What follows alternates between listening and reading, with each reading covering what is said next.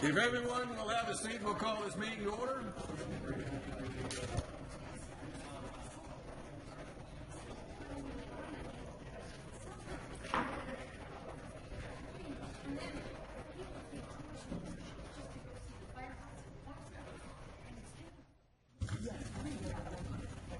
Welcome to the Monday, April 13th meeting of the Mayor and Council of the City of Roswell. I would like to invite Ryan Brandt to come forward and lead us in the pledge. If we'd all stand and face the flag.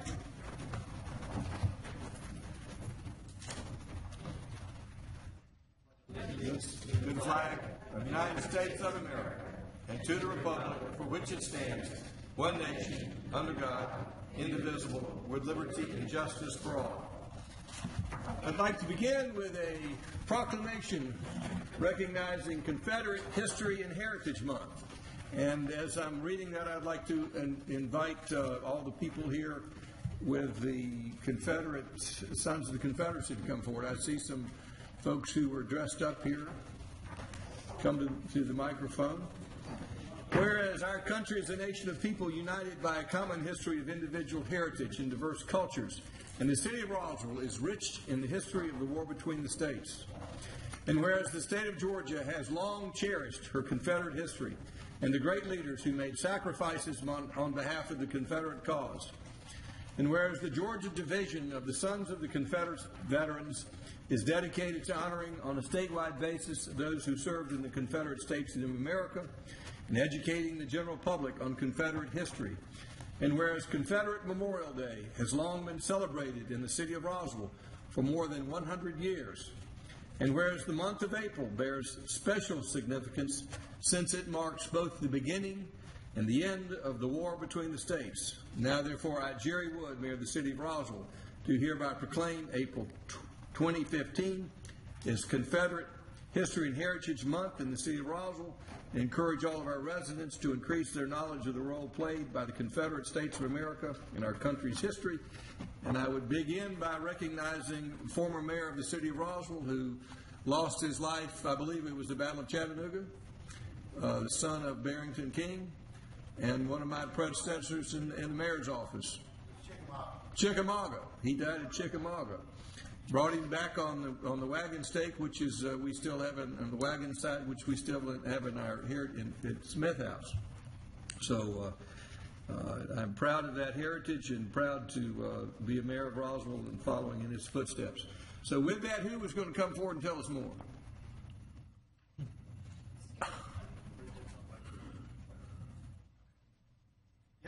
That's good. We're celebrating the mill women of Roswell who were sent up north. They were accused of treason. They were working at the mill here in Roswell. In '64, when Sherman came in, he decided that they were treasonous, and he took about 400 women, put them on wagons, and sent them north. Some of them landed in St. Louis, and most of them went to Indiana. Some came back, some didn't. And so that's the story of Roswell. Of course, we've many Confederate soldiers buried in the cemeteries here in Roswell. We always put a flag out and remember those guys during the month of April. That's my story. Thank you, sir, and I appreciate your keeping history alive in Roswell and recognizing our heroes here in the city of Roswell.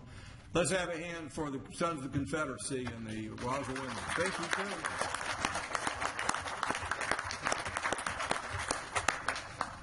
Thank you, sir. Y'all have a copy of this proclamation? Yeah.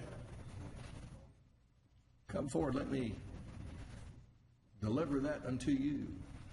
Thank you, gentlemen. Thank you, sir. Thank you, sir. Next on the agenda.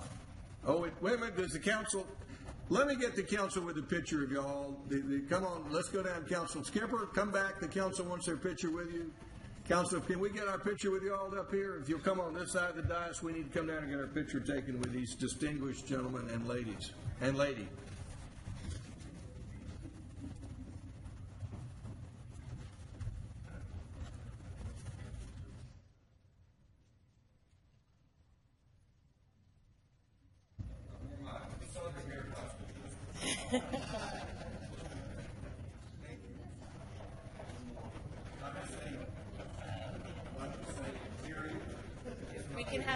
and squeeze in just a little bit more. Okay. Get on an angle here. Okay, I'll take two. And we'll do one more. Thank you. Thank you. Yes, sir. Thank you. Thank you. Yes, sir. I like you out there. It's a good to hear you. You were really happy.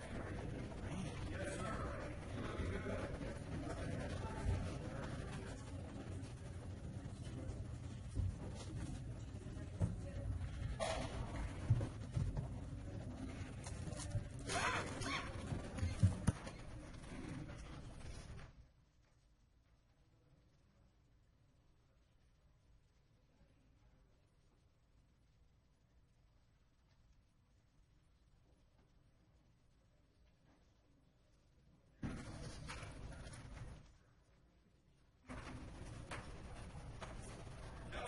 Councilmember Price would like to have one comment.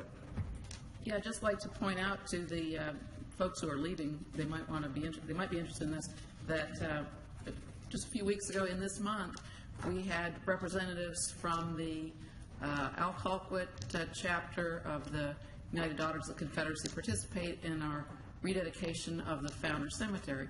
So we were delighted to have them with us. This time I'd like to call upon Councilman Orleans for special recognition. Thank you, Mr. Mayor.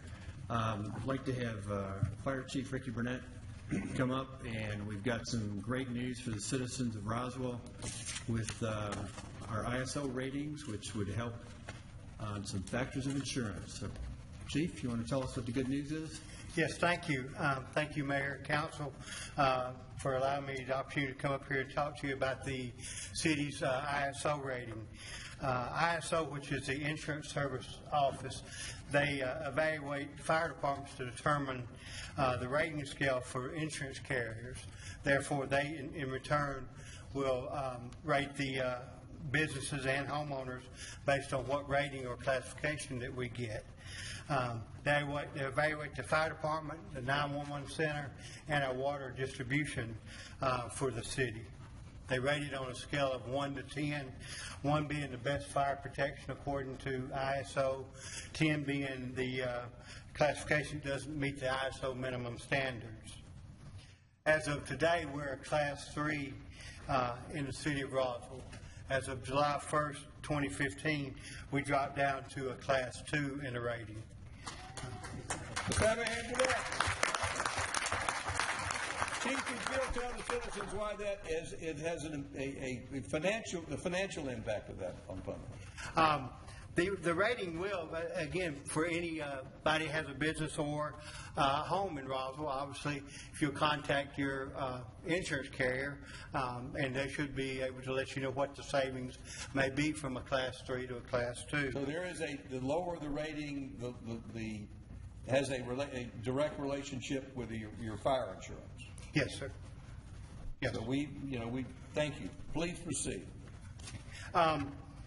These results that we did were over months that we prepared for this, and I'd like to take a minute to recognize the team for all the hard work. So if the team if y'all would come up, please.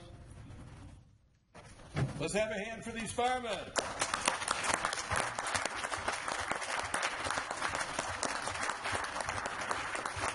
Let me make a comment. We do have some folks with a fire insurance rating, a few in the state of Georgia, but there is no fire department that runs as efficiently as ours does and operates with the same budget that ours does. If we spent twice as much, we might get to a 1. But as far as departments that have a 1 that our size, there's nobody in our category that has a 2 that with our cost structure. So what you're seeing is a very good fire department that is probably the most efficiently run fire department. It may not have the highest fire rating, but we're the most efficiently run department in the state, and I'm very proud of y'all. Thank you. And if I would take a second, not all of the team is here, but some of the team members who worked with us was Deputy Chiefs Popatus, Piccirilli and Rogers, Stephanie Eisenbrack, Captain Robert Summers, Captain Jeremy Adams, Captain Sean Duran, Kathy Cole, and along with the fire department, the Public Works worked with us, and Chris Boyd in particular did a lot of hard work to help us, and also our 911 center. Again, we're rated by the 911 center, the water distribution, and the fire department. And because of the teamwork within our department, as well as the other departments, Public Works and 911, we have a Class 2 ISO rating. What makes me especially as happy is I didn't expect this. I was, given the difficulty of the rating and the limitations of our budget, we were hoping to hold on to a 3, but going from a 3 to a 2 was not based upon this council's budget. It was based upon y'all's personnel that you have and the good work you have and the experience. So I think this really is a testament to the firemen of the city of Roswell that they reached that 2 category. It's the people that work. So one more hand for this fire department. Thank you. Thank you, Mayor. Councilman Owens, anything to add to that? No, I think you covered most of it. It's just congratulate the department of everything they do for the city of Roswell, and I don't think any of us were expecting to reduce it from an ISO rating of 3. So this is good news, and it will help a little bit on everybody's homeowners insurance. Thank you. And Councilmember Price, do you have a special recognition you want to lead off?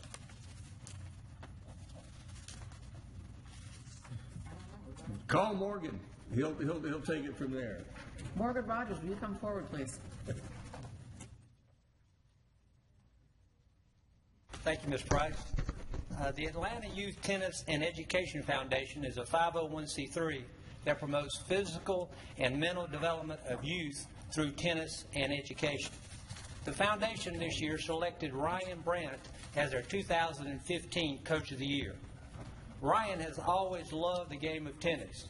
He went to school at North Springs High School and the University of Georgia, where he played on the tennis teams of both of those institutions.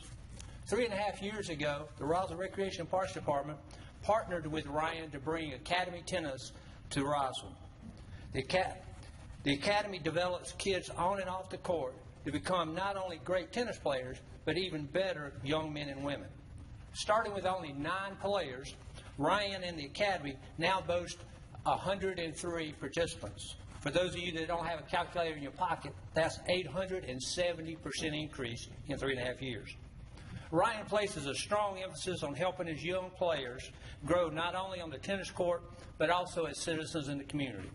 We are proud of Ryan and him being recognized by the Atlanta Youth Tennis and Education Foundation, and he is well deserving of this award. Ryan? Let's have a hand for Brian.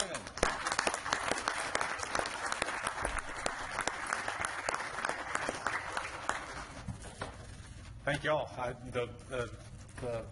Where we've been, where we've gone, it would never be here without all the cooperation I've had from the city of Roswell, starting with Morgan and Scott Laxo back, like 3.5 years ago.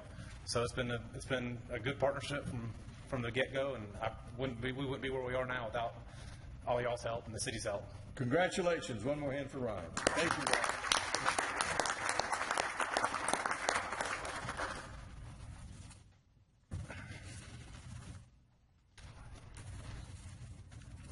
And Kay Love has someone to brag about. Thank you, Mr. Mayor. I'm excited. Tonight we have a big check to present to a city employee. I'll ask Keith Lee and Sharice Glass to come up. This is a recognition of an EARN submission. As you know, the EARN program, which is Employees Acting on Roswell Needs, is a program created by staff members, approved by the mayor and council a couple of years ago, to provide a mechanism for staff to come up with ideas that would either save the city time, inefficiencies, or money, or both. And there is a board, an EARN board made up of city staff members representing each city department. Sharice submitted an idea to pay the city's utility bills on our P-card program, and we realized some savings, and I'm going to let Keith Lee tell you about the details of the submission. Thank you, Kay. As Kay indicated, Sharice made an EARN submission. The submission was to pay our utility bills, Sony Electric, COD EMC, AT&T, through our P-card program, primarily because we get a rebate for the expenses that we pay through the P-card program. It's 1.26%. So over the last year, we've paid $1,050,000 in utility bills through our P-card program. That results in a rebate of $13,230 to the city because of the way that we are paying the bills that we would have paid anyway. The EARN program provides for a payment to the employee of 10% for recurring savings to the city. So tonight I would present Sharice with a check for $1,320. $1,323.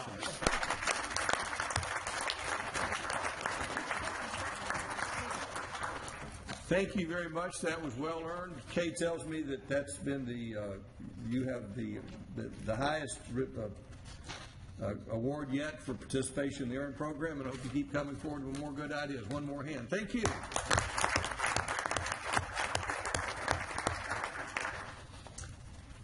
And now we move on to liaison to the community development. We have a motion to approve the consent agenda. Do we have a motion to approve the consent agenda? Motion by Councilman Orleans. Is there a second? Second by Councilmember DePolito. Does anyone in the audience have any questions regarding the consent agenda? All in favor of the motion, raise their hands. Passes unanimously. So we turn to Becky Wynn, liaison to the Community Development Department. Thank you, Mr. Mayor. If you don't mind, Mr. Mayor, I do have three confirmed deferrals that I would like to call on first so we can get them out of the way with your permission. Please do. It'd be number 6, number 7, and number 14. So we'll take number 6 first, which is RZ 201500013 and CV 20150000096. It's a request rezoning from CX to CH, and they're asking for a deferral. Mr. Townsend. Yes, this request is on Alpharetta Highway, requesting a rezoning from CX to CH. The applicant has requested a deferral to the May 11th meeting. Is there anyone here in the audience who came tonight to be heard on that subject, on that rezoning? Do we have a motion from council? Make a motion to defer this item until the May 11th council meeting. Motion by Councilmember Wynn for deferral. Is there a second? Second by Councilmember Diamond. Any further discussion by council? All in favor of the motion, raise their hands. Passes unanimously. Okay, then item number 7, RZ 201500014 and CV 201500097. This is also CX2CH, United Development Services. Mr. Townsend. Yes, this item has been requested by the applicant to be deferred to the May 11th Mayor and Council meeting. Is there anyone here in the audience to be heard on this rezoning? I see no hands up. Is there a motion by council? Motion to defer until May 11th. Motion to defer by Councilmember Wynn. Is there a second? Second by Councilmember DePolito. All in favor of the motion, raise their hands. Passes unanimously. Okay, then item number 14, and the reason we have to defer this one is because it was deferred by the Planning Commission to their April 21st, 2015 meeting. This is approval of an amendment to the UDC on development impact fee computation, and since they deferred it, we can't hear it. So Correct. I would like to defer this to the May 11th City Council meeting. Is that a motion? That's a motion, sir. Motion to defer to May 11th. Is there a second? Second by Councilmember Eichelhart. Is there anyone here tonight to be heard on that amendment? Any further discussion by council? All in favor of the motion? Passes unanimously. Okay, then we start again on number 5. RZ 201404868 and CV 201404871 950 Fouts Road. I'm hoping I'm pronouncing this right. Guerin Properties LLC, Stephen Arms is requesting a rezoning from AG 43, which is Ag, and Civic to RTH, which is Residential Townhouse. To the, so Mr. Townsend will present. Thank you, Councilmember Wynn. Yes, this is a proposed rezoning on Fouts Road from AG 43 and Civic to the RTH. The applicant is requesting 48-unit mixed residential development containing single-family homes, attached homes, townhouses, cottages. There are also requested variances included in the subject property. This is an aerial location map showing the properties. As you can see, the southern parcel is an existing homestead, has a stream in the middle. The northern area of the property is that being acquired from the church, where their access road goes from Fouts Road to the church. The property is being included in part of this rezoning application. Shows the current zoning of the ag and the civic for the subject property. This is the current plan showing single-family units, townhouse units, and cottage house units. As you can see, there are stream buffers in the center area of the property. This plan contains 48 units, most of them having access to one of the variances, which is a request to allow for a 46-wide cross-section for the road for accessing, and there are a couple of the developments, the cottage court areas, which are accessed by alleys, which provide additional parking for those locations. This is the landscaping plan submitted that is consistent with the existing site plan. There are 3 variances requested to eliminate the cross-section of the right-of-way to 46 feet, elimination of the side yard parking for the cottage cart, as well as the reduction for the side and rear setbacks adjacent to the Baptist church location. Staff recommended approval of the rezoning and all of the concurrent variances. These are the proposed conditions. The Planning Commission recommended approval of this application with the variances. The applicant has reviewed the variances as well as been discussing the application with the surrounding residences. There have been additional neighborhood meetings. I believe the applicant will probably be discussing additional review for that this evening, if you have any questions. Does the council have any questions? Councilmember Eichelhart. I'm curious as to staff's thinking, because you obviously approved moving to the RTH, and why we would jump so far from the Ag 43, which is our lowest, up to something higher than within the detached homes realm. That's always been one of my concerns about the UDC, that rather than taking a huge jump, that we do something more appropriate for areas that aren't on our corridors. So why are you supporting that?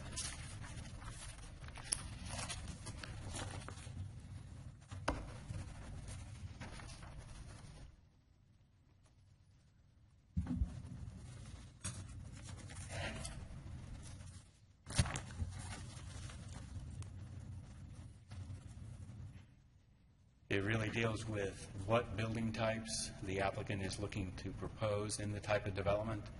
When the UDC was created, it was identified that certain building types would be allowed in certain districts. So with allowing the cottage court, the townhouse, and the single-family detached product as a building type in the RTH, that's the appropriate category for all 3 types of development to take place in one type of development. The one criteria, we would have almost picked a PRD designation if we were looking at different types, but it doesn't meet the minimum criteria for that type of development. Okay. Yeah, I do like the idea that you would have some different types of housing within there, so I think I can kind of understand that.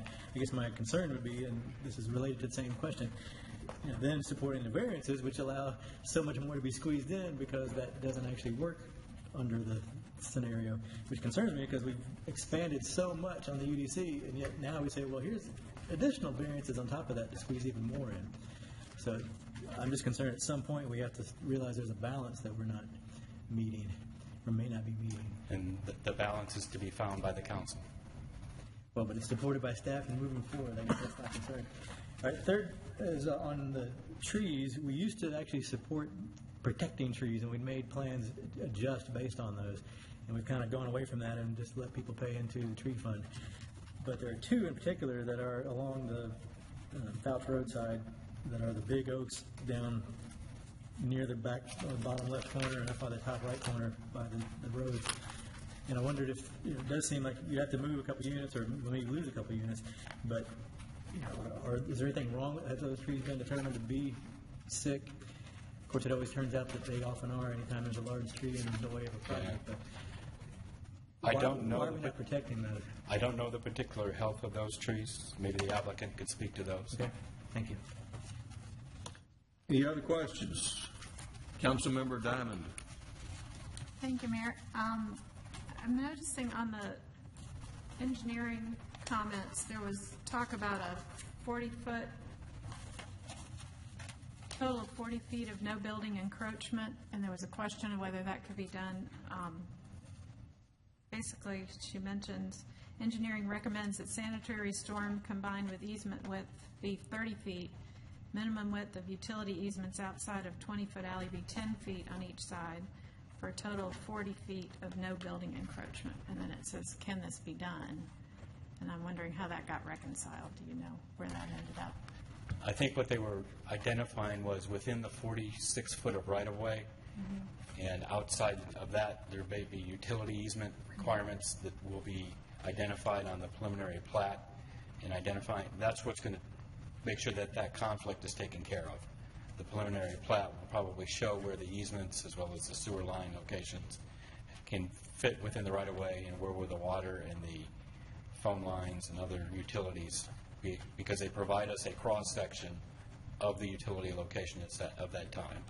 I guess I don't see it addressed, so I'm wondering if that's something that has been addressed in the plan or something that would need to be a condition, or if that just gets taken care of in LDP. That usually happens at LDP when we get to that point.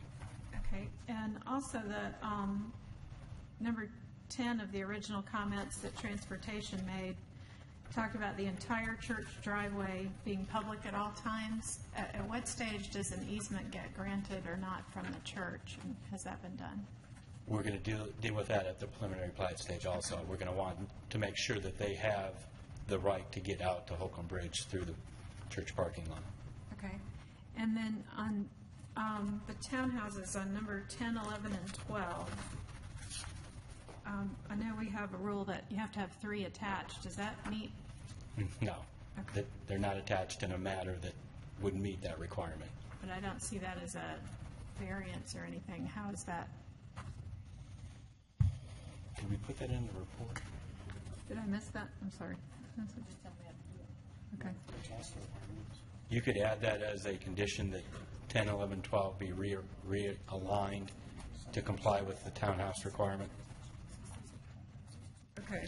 And the lots like 24 through 31, are those single family or those townhouses? –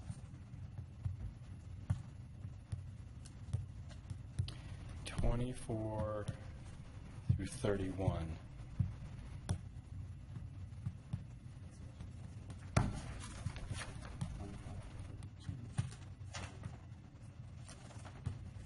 They're attached homes, not townhouses. Okay. So 10 through 12, are those attached homes as well, or are those townhouses? Those, I believe, are supposed to be townhouses. Okay. So you're working on that? Or, I'm sorry, I won't step on. You got a plan for that? Okay. And I think that was it. Thank you. Councilmember Wynn. Thank you, Mr. Mayor. Yes, Councilmember Diamond, we've had some discussions about 10, 11, and 12 because those are townhouses, and the other ones are detached, so two different animals. But I think we also talked about the alley between 40, 41, 42, and 39, 37, 38, 39, where it comes into a roundabout off of Fouts in the lower left-hand corner, that we talked that should be a I think both of those should be a public street at 46 feet. Did we talk about that? We mentioned that to the applicant. I'm sure he will be discussing it with a design. Okay, and we're talking about both of them, both of the, what says 20 feet of alley. Right. That's coming off of Phelps. I believe so. And the other one that's 32 through 35, really it's that whole section right there in the lower left-hand corner that Right. it shows an alley. So we're looking at that in the 10, 11, and 12 also. And did we ever, the other ones, questions I have, I'm going to ask about the applicant, about the buffer and everything. So I'll just wait until Mr. Arms makes his presentation. Thank you. Okay. Councilmember Ippolito. Thank you. Mr. Townsend, the alleyways, I had asked this question, I don't know if you had a chance to meet with transportation about it, but for the future, if the alleyways wanted to be dedicated as public, what is the Transportation Department's position on that?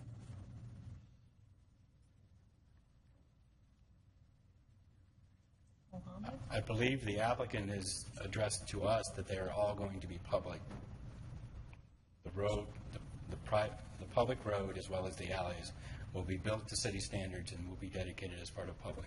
Okay, so the alleys are designed in such a way that they can be dedicated? Yes. Okay. My other question was, can you explain the difference between a townhouse and an attached house? I wish I could.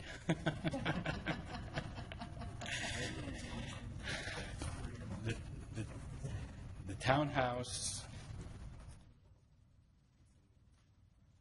the definition in the back, isn't it? Is an attached house essentially considered a duplex? If you have three of them, it's a townhouse? We have a definition related to residential living. We have a two-family, and then we have a townhouse, which is 3 or more dwelling units where each unit is separated vertically by a common sidewall. Units cannot be vertically mixed. I think it's the use chart. Is that in 3 or 2.1?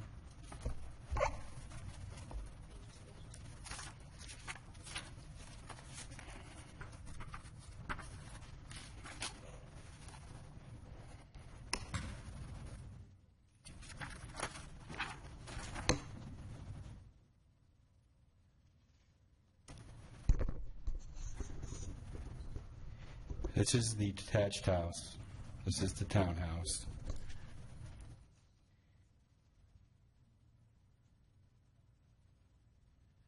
And this is the townhouse. So as a product type, where do we show attached houses? Because you showed that chart earlier that showed townhouses. Does that also include attached houses and carriage houses?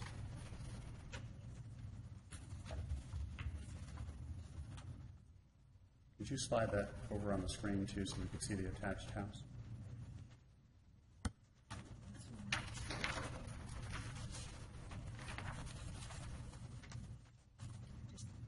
A little more. There we go. All right.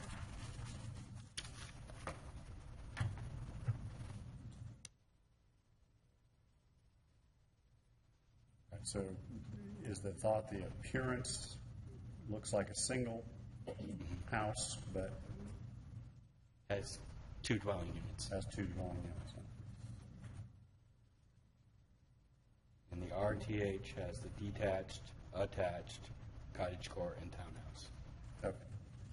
Thank you.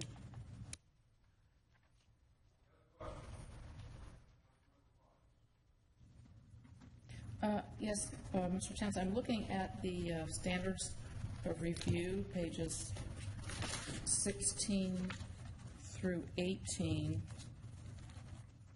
and I guess I'm still kind of having a hard time understanding how the staff's recommendation ended up to be in favor of this project as it currently exists. And I know that there's been some modification over time, and it's, I think, going in the right direction, but I'm still a little concerned that, now, are these answers prepared by staff, or are these answers in the application itself? Staff. So these are staff answers, Correct. Okay. To the standards of review. the standards of review. Our professional recommendation and discussion dealing Right. with the application. So I'm just a little curious, like in number 2, the standard being the zoning map amendment, which would be the proposal, substantially conforms with the comprehensive plan. And then there's a comment about building on existing mix of housing types, but there's really nothing of this type anywhere nearby. So that seems odd to me. And then number 3, just a standalone sentence that says, it seems that there is a crowding of units onto a tract which currently has a stream with buffers in the middle of the tract. And I know I've walked that property, and it is quite a challenge to build around. And I know some of the neighbors are already having some issues with runoff. And then number 4, reinforces the existing or planned character of the area. And of course, the surrounding areas are a number of different zoning types: agricultural, civic, recreation, and single family. And I guess depending on how we define single family, I don't know that stand together townhomes is the same thing. And then number 5, staff's writing also says the proposed request for townhouses may not be a suitable zoning for this location. And then in number 6, says there may be a reasonable solution for a development on this property which would work with the surrounding properties. And I agree that there may be a reasonable solution. I don't think what we're seeing in the applicant is it. And then I know that there was a comment made that the proposal does bring in cottage courts and attached homes, which the city does not have attached homes or cottage courts at this time. And I would hazard to say that there may be a good reason for that. I think that there is a demand for the size of these, but I'm a little curious. I think we often see people in downsizing situations looking towards something like a smaller home, perhaps a cottage court if we can find a place to put them. But if they're elderly and downsizing, I would think that they would want to have their garage or their parking really close to their unit. So I'm wondering how this reconciles with this plan that shows parallel parking on Fouts Road. And I can't imagine myself, in 10 or 20 years carrying in groceries from Fouts Road to, my unit. So I just wonder how appropriate that it is, and are we solving a problem, i.e. the demand for smaller, downsized types homes, if this wouldn't be something that would be appropriate for a senior. So that was a lot of just sort of comments, but again, I don't see in your own comments the justification for recommending approval. I think it was staff's professional opinion related to knowing the difficulty of the development on this piece of property, the residential nature, as well as the surrounding park access on Fouts Road. We felt the mix of residential that was being proposed was appropriate for the location.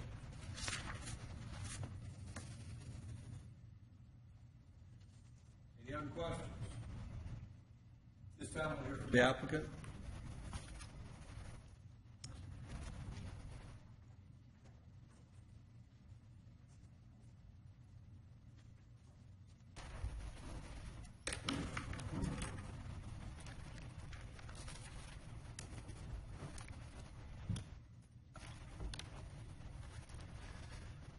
We're going to set up a computer. We have a PowerPoint slide. My name is Stephen Arms. I reside at 9775 Hunt Club Way. My partner, Daniel Kim, is with me. He'll be the computer operator.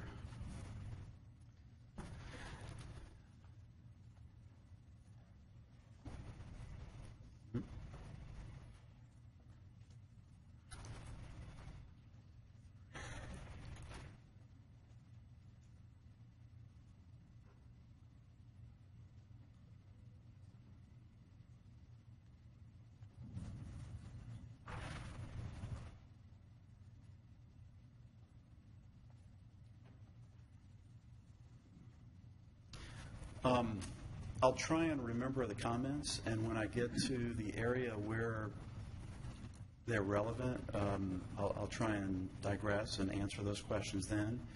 If not, I'll, interrupt me, or we can hopefully address those comments later. We put together this presentation, and my intent at the tail end of the meeting is to ask for a deferral at your pleasure. But what I'd like to do is give you a feeling for where we are and the conversations that we continue to have with the community. We also have some images that they graphically demonstrate the community conversations and some of the concerns about alley width and transition. Our primary, position is that this is a transitional site, and I know it's difficult to take a look at an aerial photo of it right now because there's not a commercial use on the corner. The church owns that property right now, but anyway, we'll get to that. So what we want to try and do here, and I know you've got a lot on the... Yeah. I'm trying to understand something here. Yep. This is sort of a unique approach that we haven't taken before, and that is coming forward with a full hearing with a request for a deferral after a full hearing.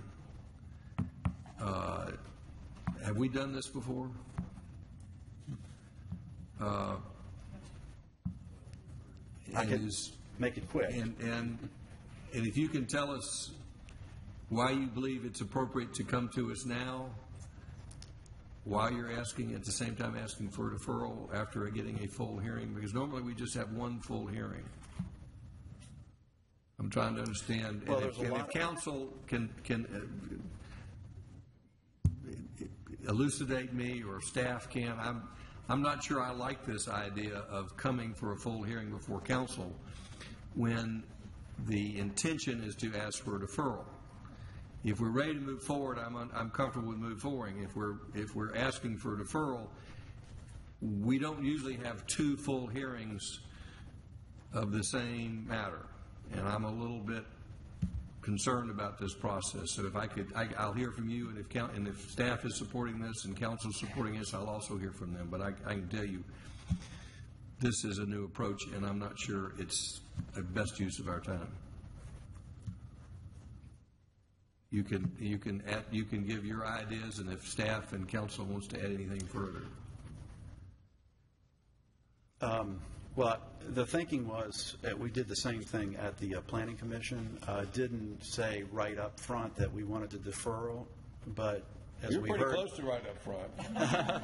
we're very upfront this time. And I appreciate your being up front with me. Yeah. I'm not criticizing that. But there are a lot of moving pieces, and technically we could present it and we could address your comments hopefully adequately, and based on the revisions that we've made to the plan so far, you might feel comfortable making a motion.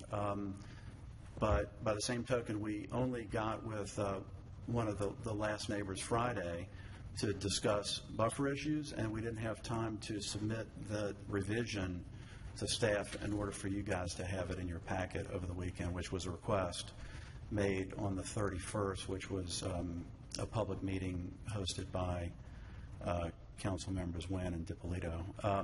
Well, let me ask Councilmember Wynn, who is our Community Development Liaison, her thoughts on this Well, I've process. already told Mr. Arms I wasn't comfortable doing this.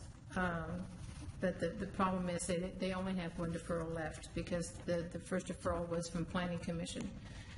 So, and when I look at this package, it is organized chaos is not even in the definition of what I'm looking at right now.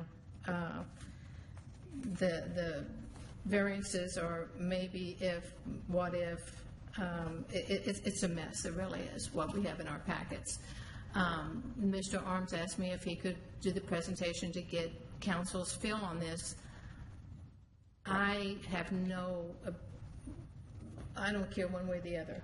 Mr. Mayor. All I know is that we, at the end of whatever we do tonight on Fouts Road, it's going to be deferred either for 2 weeks or for a month.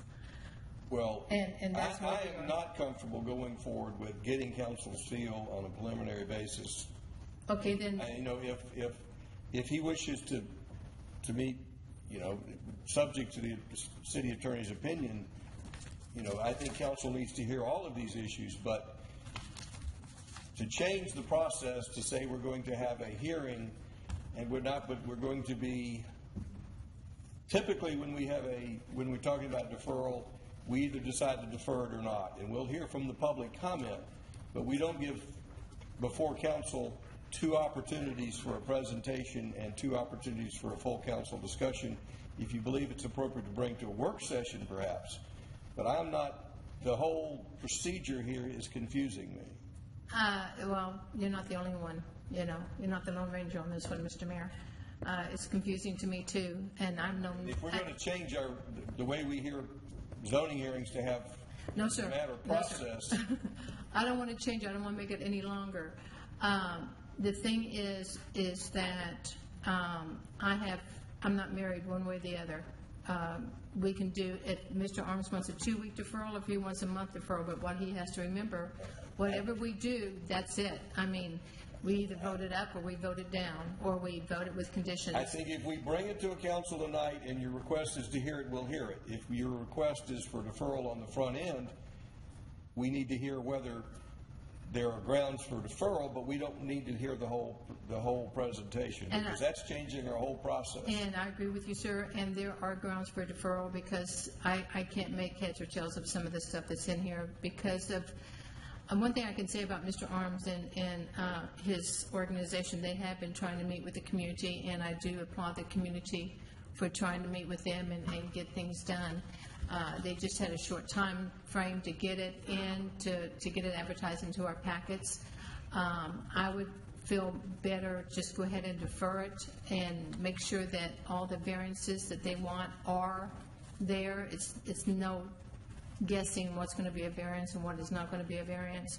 So it's up to Mr. Arms if he wants to do a 2-week deferral or a month deferral, but that's it. I mean, the cow comes home and we lock him up after that.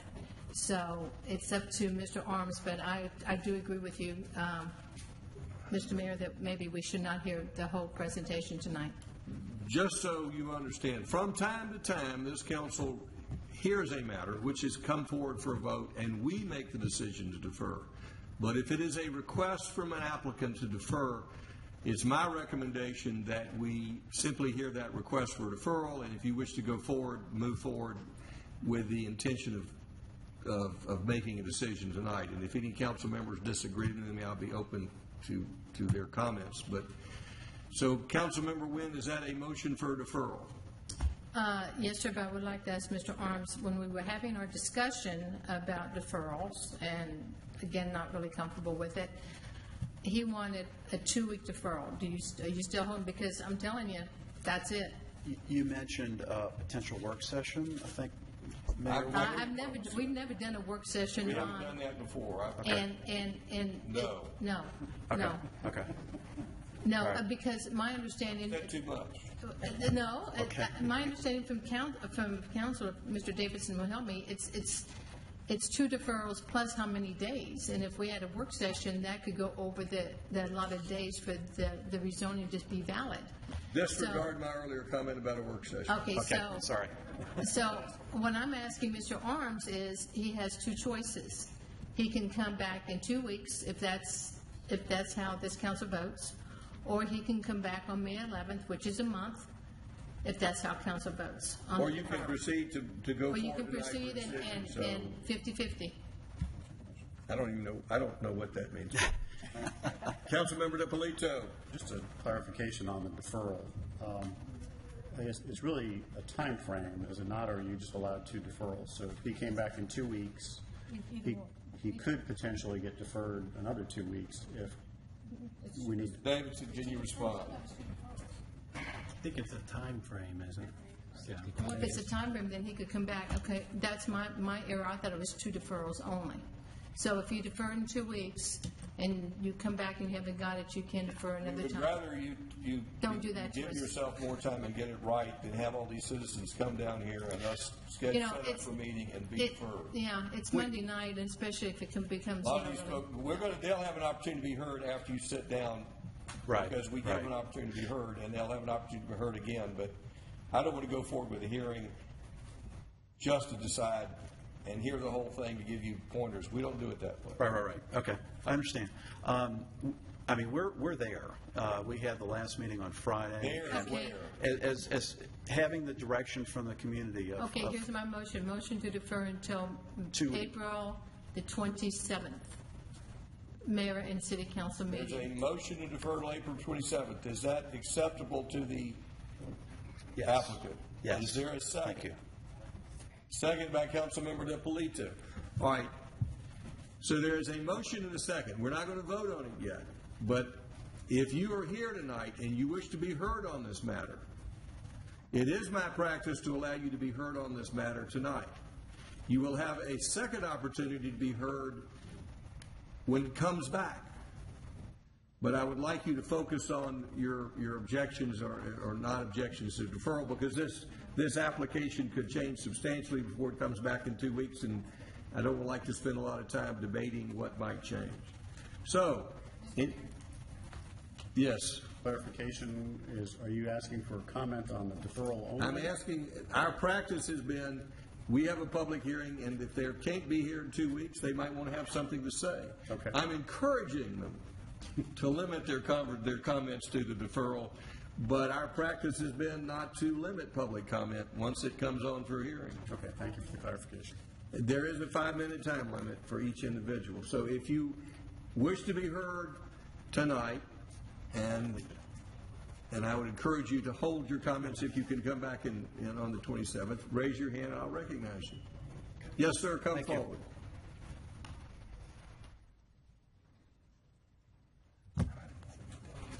My name is Steve Lavender, 9050 12 Stones Drive. My property abuts to this development, and I just wanted to say that Steve's been good to work with, and in terms of bringing this concept forward, sharing it with the neighbors has been very positive. The frustrating piece of the process is that this is one of the first applicants in this new UDC for this type of application in a residential suburban area. So I think a lot of what Steve's trying to do is find out from the council what is an acceptable transitional area from a suburban residential to a more dense type of development. I personally think this type of development is positive. It's something that we should see more of. What I would like to see is more of a transition between the residential development area and where the houses are going to actually, and the development's going to be. And right now, with what's proposed, it's only 20 feet. We've been working with Mr. Arms and trying to get it more, but right now, it's really up to the council to provide that kind of guidance, because the UDC allows either a 20 or 40 foot, and right now we kind of go back and forth, and we would like the maximum, but we're also willing to compromise if that's an undisturbed type of buffer, but with the slope and the difficulty of the terrain, it's difficult. So anyway, I think that's part of the issue for me. I would just like to see a nice, appropriate transition between a residential suburban area and a more dense development that this is.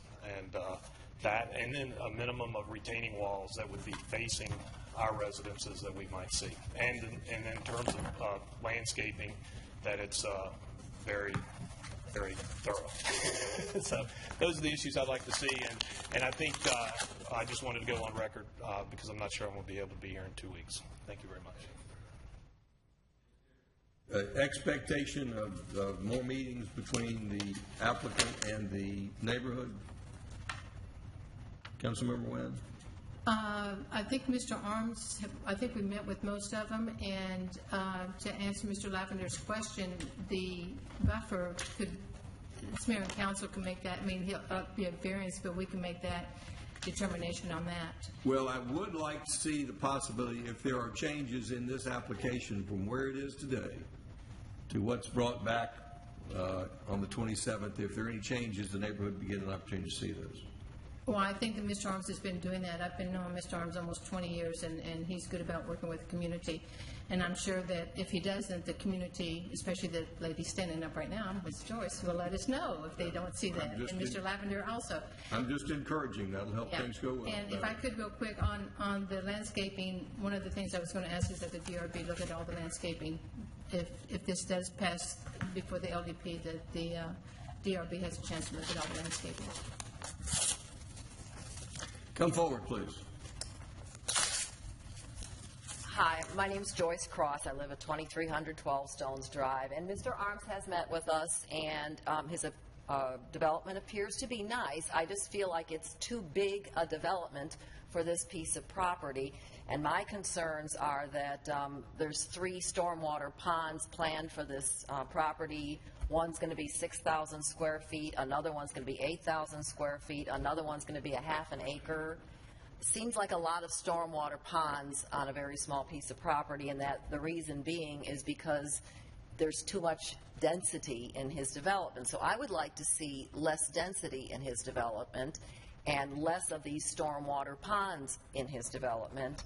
As you know, our subdivision submitted a petition. Most of us are opposed to the density of this development. I'm hoping that Mr. Arms can possibly cut down some of the density in his development, and that's what I'm looking for. It feels to me at this point to look like spot zoning, and I'm not an expert on that, but that's what it feels like to me, and I surely wouldn't want to see that here in the city of Roswell near my home. The other thing is Mr. Arms said that he tries to use environmentally sound practices, but he said he's not allowed to use porous cement throughout his entire development, and he said there's some sort of stipulation by the city that he can't use it. I would ask that the city lift that stipulation and allow him to use the porous cement in light of the fact this land is so marshy and swampy and really unsuitable for this kind of density. And the other thing I wanted to mention is the ponds. The city ordinance in Atlanta calls them unsightly, and they are unsightly to look at. They're concave bowls, mosquito-infested bowls, and I would like to see the best technology available used environmentally, and it should be stipulated in this rezoning that it will be used, that these will be underground, that will not be seen. It lowers property values 3 to 10%, and I handed you the statistics on that and the studies on that. I have also gave you statements from Metro Atlanta real estate agents who don't want to sell homes near a pond. Well, guess what? My house is going to be right next door to it, or behind it. So I'm asking that in his reconfiguration of his proposal and his development as he's moving forward, or he has this 2 weeks or whatever you're giving him, that he show us actual pictures of what he plans to do with these ponds and how they're going to look, and whether we're going to have to see them and look at them, and where can we get rid of some of the density on this, because this piece of property, and I've lived there 20 years, in my estimation, should not have high density on it. It simply cannot withstand that. And it's very marshy and full of water all the way. My property floods when we get heavy rains. Mercifully, my house is further away from the back of our yard, but I don't want to be standing, here telling you, hey, my house, my basement is now flooded. It's never had water in it before in 20 years I've lived there. I don't want to be like the people in Atlanta and in Sandy Springs whose houses had to be bought by the cities at taxpayers' expense. I don't want to be here. I want to go about my life and not have to come before you all the time asking you to please help us and please, care about us. I mean, we feel like nobody cares. So I'm just asking you to please, please really heavily consider what you do here. And as you brought forth, you've never done this before. This is brand new under the UDC, and I'm begging you to please, please consider the 12 Stones homeowners and what we are having to endure because of this kind of high-density development. Thank you.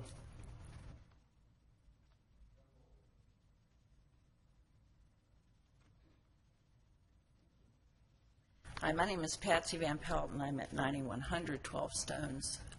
Can we get the picture up, the bigger picture that shows more? Yes, okay.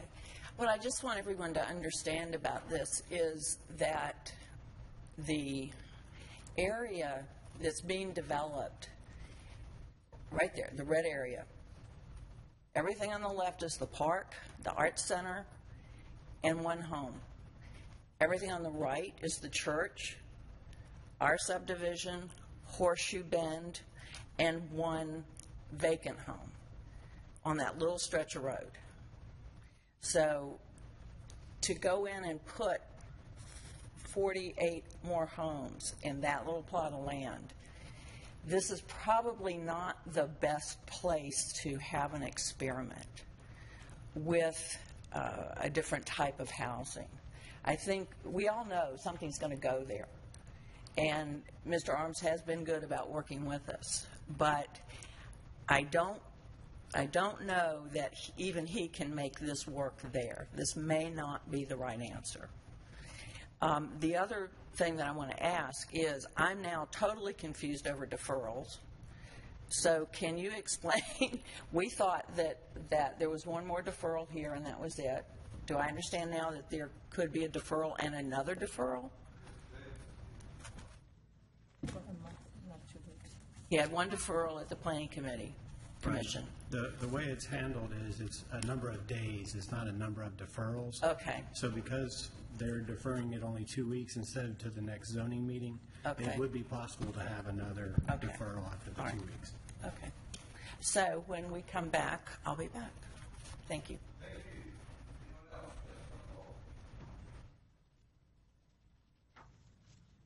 Hi, my name is Deborah Sanders. I live at 9025 Ridgestone Court, which is in 12 Stones. My concern, as we all know, Roswell is becoming more and more urban. It just is. I see all the building going around in the area.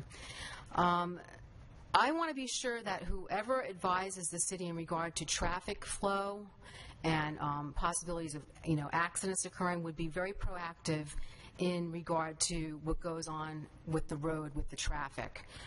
Currently, right now, the traffic light on Fouts Road to go onto Holcomb Bridge Road is very, very short. So I see these 48 homes being put in, okay, with maybe 48 more cars. That's going to need to be addressed. Also, the turning lane to go from Fouts Road onto Holcomb Bridge Road is very, very short. In addition, the turning lane driving on Holcomb Bridge Road to go towards 400, if you turn to go onto Fouts Road, that's a very short little area that cars can turn on. So all that stuff needs to be addressed, the traffic issue. Someone needs to be very proactively involved or we're going to have accidents. In addition, someone mentioned the thing about going through the church to cut through to perhaps go right and drive eastbound on Holcomb Bridge Road. Currently, if you go through the church and you want to make a left turn, you can't. So that would need to be addressed, because right now you can only go right. I guess the thing I'm trying to bring up is that we have a lot of traffic issues on Fouts Road. Going onto Holcomb Bridge, I don't see how you're going to have parallel parking on that road either. It's a two-way lane. I mean, you go one way and the other way. I don't see how it's going to fit. You have the library there, you have the art center there, and then you have all the folks going down to the park. The sidewalk on Fouts Road does not go all the way down to the park. So if you're going to have all these extra folks in this community that may be wanting to walk down to the park, it's dangerous. You need to put a sidewalk in. You need to take into consideration all these things. So those are the main issues I want to bring up about Fouts Road and the traffic.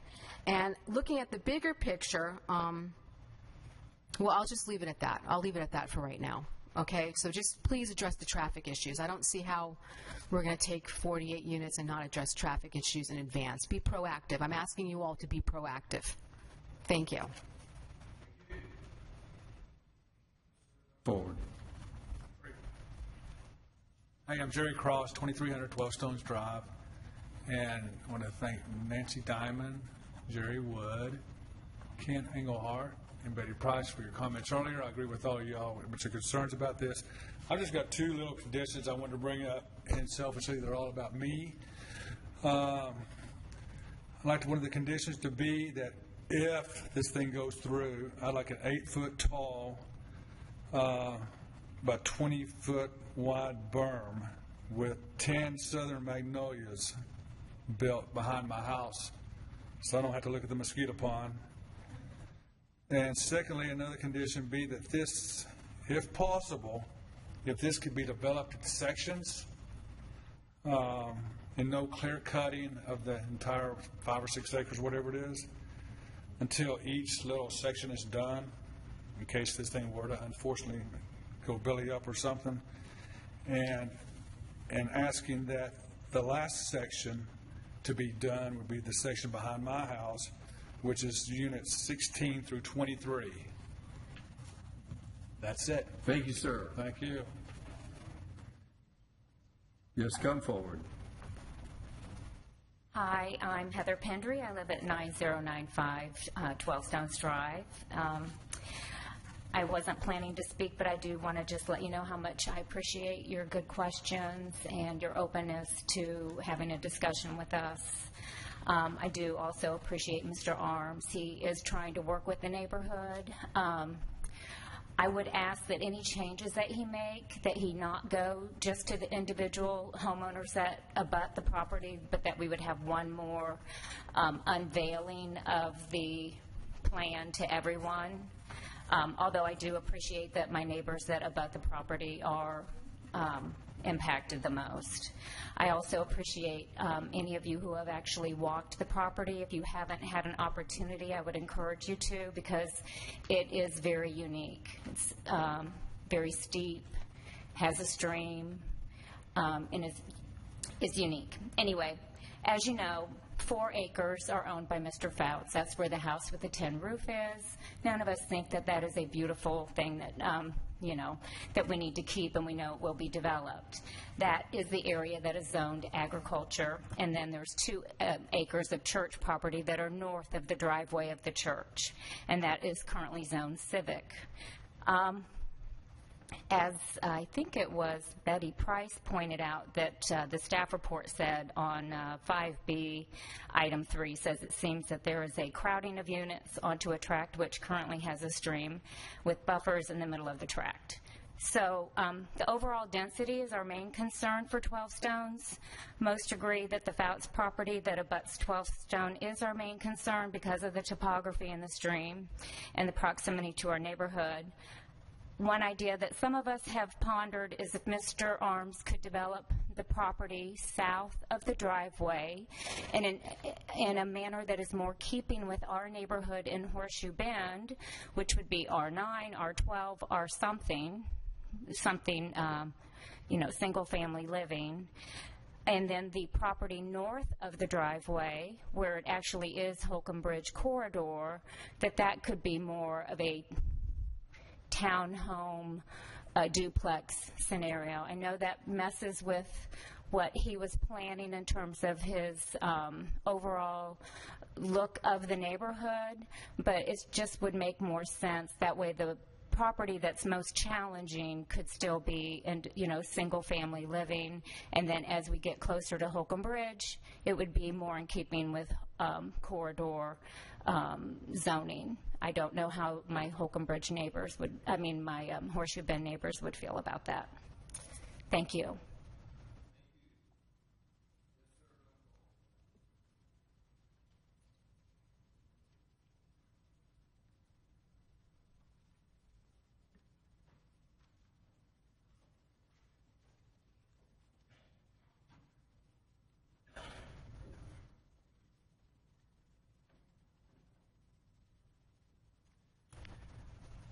Good evening. I'm Bob Richardson. I live at 8995 Stone Lake Court, and I wasn't planning on speaking after I heard about the deferral, but I just kept looking at this piece of paper up here. And one thing I want to point out is that, and I think the previous speaker touched on it, is that the northern part of that is in the Holcomb Bridge Road corridor, according to the comprehensive plan. The southern portion is in the suburban residential tract area. So we're talking about two different sections of the comprehensive plan. Now, Steve's application, I don't know if this will show up. Right, can you help me?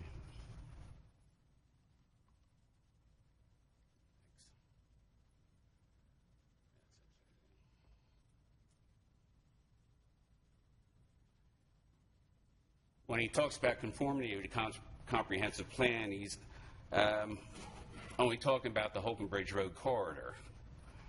Now, I looked at the details of both, and the biggest difference between the Holcomb Bridge Road corridor and the suburban residential tract is that in the sections I've underlined here, is that it talks more about compatibility with the surrounding area, particularly lot sizes and densities matching the existing neighborhood. So, and I don't see that on Steve's plan, and so that's what I like to see, kind of in line with what Heather, the previous speaker, was talking about. And that's all I have. Seeing no hands up, we're going to close the public hearing. We're back to the motion to defer. Councilmember Wynn. May I ask Mr. Arms a question, please? Certainly.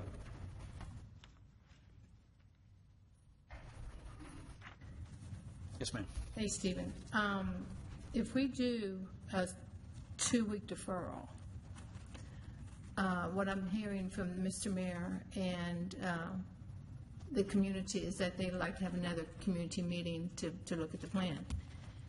To meet our criteria, our state and city criteria, I think Mr. Townsend doesn't have to have the revised plan to us before 10 days of the mayor and council meeting? 12 days before the council. 12 days before. So we're looking at, what? 2 days. Wednesday Wednesday of this week. Yeah, Wednesday of this week is when you would have to have the revised plan in. Instead of us coming back here in 2 weeks, do you think it might be more advisable to wait for the month, get the plan done, get all the variances done? Because I'd sure like to find out about the porous cement. I didn't know that we had a policy, and I'll probably ask Mr. Wolf to come up and explain that one if we could. Instead of everybody checking back here in 2 weeks, and we don't have the revised plan and all the variances in our packet, would you feel more comfortable going for the May 11th? I think what Councilmember Wynn is saying is she'd feel more comfortable if she had more time to look at it. I would feel more comfortable because I have a feeling that it's going to be a community development that's going to be setting the meeting up like we did last time. Maybe some give and take between your first presentation and your final. So I think right at the moment, Mr. Mayor, if I could have Mr. Wolf explain the porous cement for me, but I'm also going to withdraw my motion for a 2-week deferral. But are you now making it a 1-month deferral to May 11th? What date? To May 11th. Before we go further, let me see if I've got this motion right. I have now got a request to amend it to May 11th. Who seconded that motion? Councilmember Dippolito, are you fine with that amendment? So the motion is now to defer to May 11th.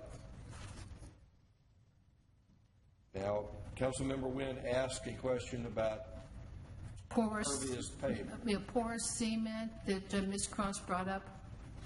So the stormwater ordinance allows for many different water quality treatments, and it does allow for porous concrete, asphalt, porous pavers. I think what Mr. Arms was proposing is within the right-of-way in the public streets, which is something that we have used some of that. We've allowed some of that. The porous concrete is something that it may not meet city standards. Right. The porous concrete is a little less desirable than the pavers or even the asphalt. It doesn't perform as well, especially when it's being driven on. But Mr. Arms, as of now, is meeting our low impact development codes of the city right now. What we put in the new UDC, the LID, he's meeting those. I think he's even kind of going above and beyond the LID. Am I correct on that one? Is he more or less, he's within our, is he doing what he's supposed to do with low impact development? He has worked in some features of LID in his design. Okay. That was interesting. Okay. Again, I know Mr. Armis is not going to be very happy with me, but still, I think we're going to need that month, because again, I think he's going to be coming to community development to ask for us to set that meeting up, and there's no way we can do everything in 2 days and get it to our staff to make sure that everything is above board. We have a motion and a second. Any further discussion by council? All in favor of the motion to defer, raise their hands. That's unanimous. Okay. The folks who, let's take a 3-minute break. This is not my normal long break, but I want to give an opportunity for the folks who don't want to sit here all night to clear the room before we call the next agenda item. And I'm asking the council not to leave the dais. You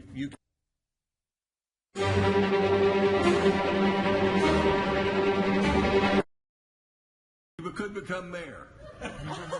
So welcome here tonight. Let's have a hand for this young man in the Boy Scouts. I'm sure he's here on his citizenship in the I love it when the mayor's on. I just love it when the mayor's on. Okay. All right, Councilmember Wade, you're up. We did this to all Boy Scouts. It's hazing. I'm sorry, Mr. Mayor. I just would like to request that we look back in history and police records, kind of verify what you've been saying about yourself tonight. Absolutely. I'll swear to it. I'll sign you an affidavit. Okay. Number 8. I'm sorry. Final, Mr. Wolf. Okay, yeah. Final plat, Parkside Conservation Subdivision. Mr. Wolf. Thank you. This is a final plat acceptance for Parkside Conservation Subdivision, which is generally at Strickland Road and Valley Drive. There's 14 lots on 5 acres. 3 acres are subdivided and 2 acres are in a conservation easement. It's zoned R2 in the old zoning code. The applicant is Brightwater Homes. And let's see, the homes are all on private roads. Not sure how well you can see that up there, but if you have any questions, I'd be happy to try to answer them. The applicant's also here to help answer questions. Thank you. A couple questions. First, I know we had discussions about a trail easement along the creek. Travel easement? A trail easement? A trail easement. And I think I may recall we just decided that if we had a trail easement, it probably wouldn't run along this side of the creek. Is that how we wound up on this? I just want to make sure we're not missing an opportunity to have a trail easement on the back of this property that we had discussed at the zoning meeting. I don't see it on the plat, which is why I'm bringing it up. Yeah, I don't recall that conversation. I wasn't involved at the time, but Yeah, I think it's got that public trail that goes around the lake, the creek, lake, wetlands there. Well, there is a trail, but I guess is there an opportunity for that to connect on either side of the property? It's not technically a trail easement, is it? It's not shown as an easement. It's just shown as a trail. right, there's no trail easements. There are no trail easements. And I guess that's my question is, did we require one during the zoning? Ms. Dybel?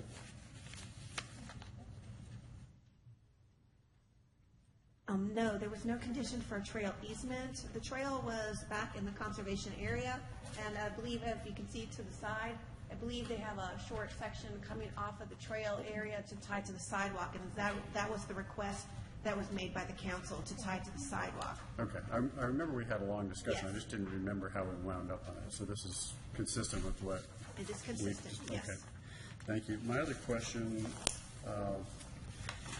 pertains to the third sheet that shows underground storm lines under the roads.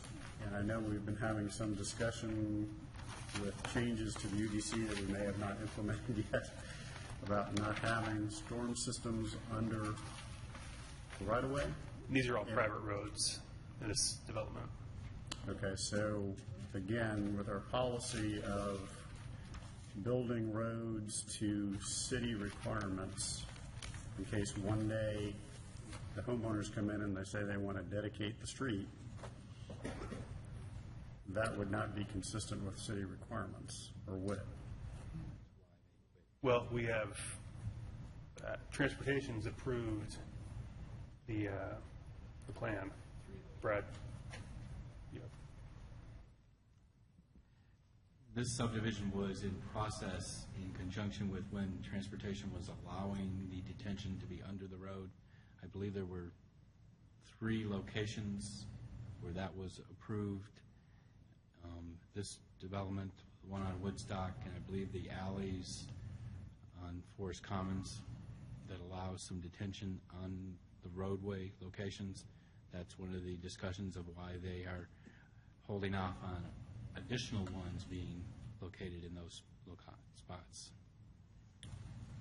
So the proposed change in the EDC would allow an arrangement like this with Transportation's approval, is the way it reads. The Public Works Director signing off. Right. Okay, but, so Transportation was okay with it at the time that it was completed. I see a nod from our director, so that's good enough for me. Thank you.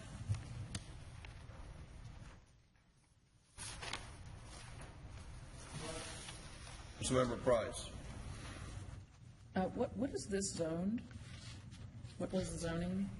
R2. It was R2 at the time. So do any of these lots fit in R2 zoning? No, the property was rezoned to R2 Conservation Subdivision when it went through the process, which allowed the property to, or the lots to be a minimum of 6,000 square feet, because the R2 at the time, which is our RS12 now, is a minimum of 12,000. So under our conservation or subdivision ordinance, it allowed them to be 50% less. So these are a minimum of 6,000, and some of them are more than that. We do not allow the conservation subdivision anymore. It is not in the UDC.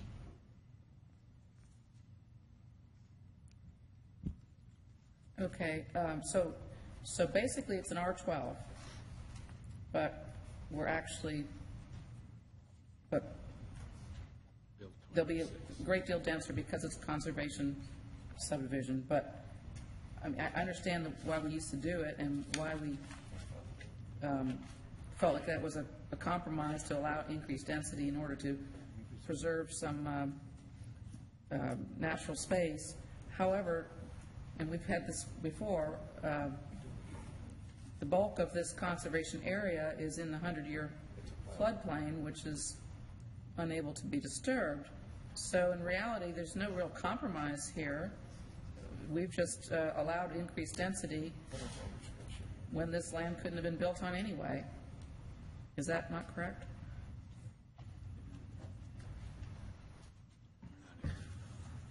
I'll ask you that question. Anybody can answer that? I think what you said is correct. I'm sorry? What you said is correct. So we're allowing increased density to in exchange for preserving land that couldn't be built on. Just a clarification here. This isn't a rezoning, correct? No, it is not. This is a final plat approval for the conservation subdivision classification and use and density has already been approved. That is correct. Mr. Davidson, I think the council may misunderstand where we are in the process. If you would tell us what the standard for review is and where we are on a plat versus a rezoning. Basically, on the final plat is the city is saying that the stuff that has been developed is acceptable, and we're accepting any public dedications in this final plat.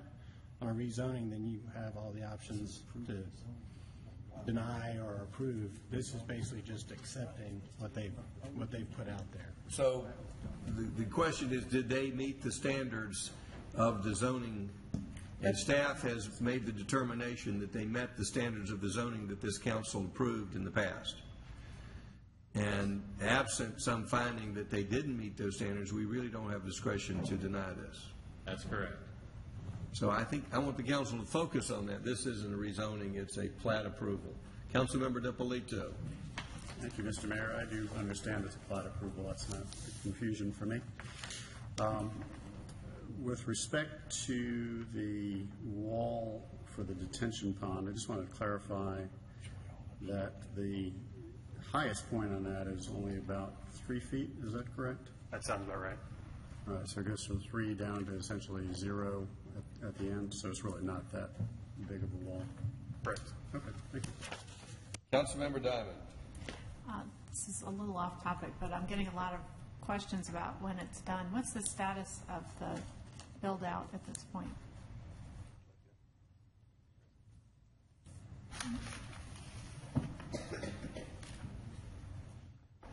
Good evening. Construction is complete on the development portion, so we're here to record the plat, and we are starting with the first couple of homes right away. Great, thank you. Other questions? Councilmember Price. And I know we beat this dead horse a while back. However, on the plat that I'm looking at, there's a sign, a note that says, it's in a double box, says disturbance of the 100-year floodplain is prohibited. So, is that land buildable or not? I mean, I don't see, I'm just a question. Do you understand the question? I do. It is not, it would require FEMA, them to go through an approval process with FEMA. They'd have to do land, kind of a fill and cut swap, and it's not buildable on this plan. The way this, they'd have to go through a different development process. Right. I think we were told at the time that this could be built up and it could be built on. They were just didn't want to. So it seems like now I'm a little. I mean, I'm looking at this differently because if it's truly prohibited, then I just don't know what the compromise was. But anyway, I'm not in favor of this density, and I understand it's just a final plat, but that's just the way it is. Any other questions? Do we have a motion? Motion to approve the final plat. Motion to approve the final plat by Councilmember Wynn. Is there a second? Second by Councilmember DiPolito. Any further discussion? Well, first of all, does anyone in the audience have any questions or comments? Any further discussion by council? All in favor of the motion, raise their hands. That is Orleans, Eigelhart, Wynn, DiPolito, and Diamond. All opposed. Price passes 5-1. Item number 9, approval of a resolution to identify Myrtle Street as a primary street in conjunction with the Groveway adopted map and other requests from the Roswell Housing Authority developer. Mr. Townsend is presenting this.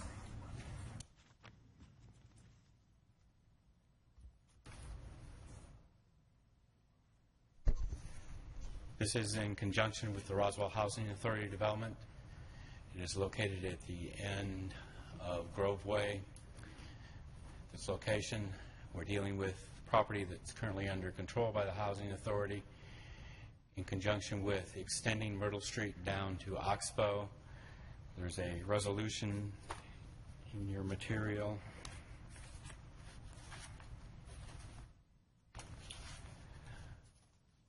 We're talking about labeling Myrtle Street as a primary street. This then allows them to have a fourth story of development for a 101 unit complex.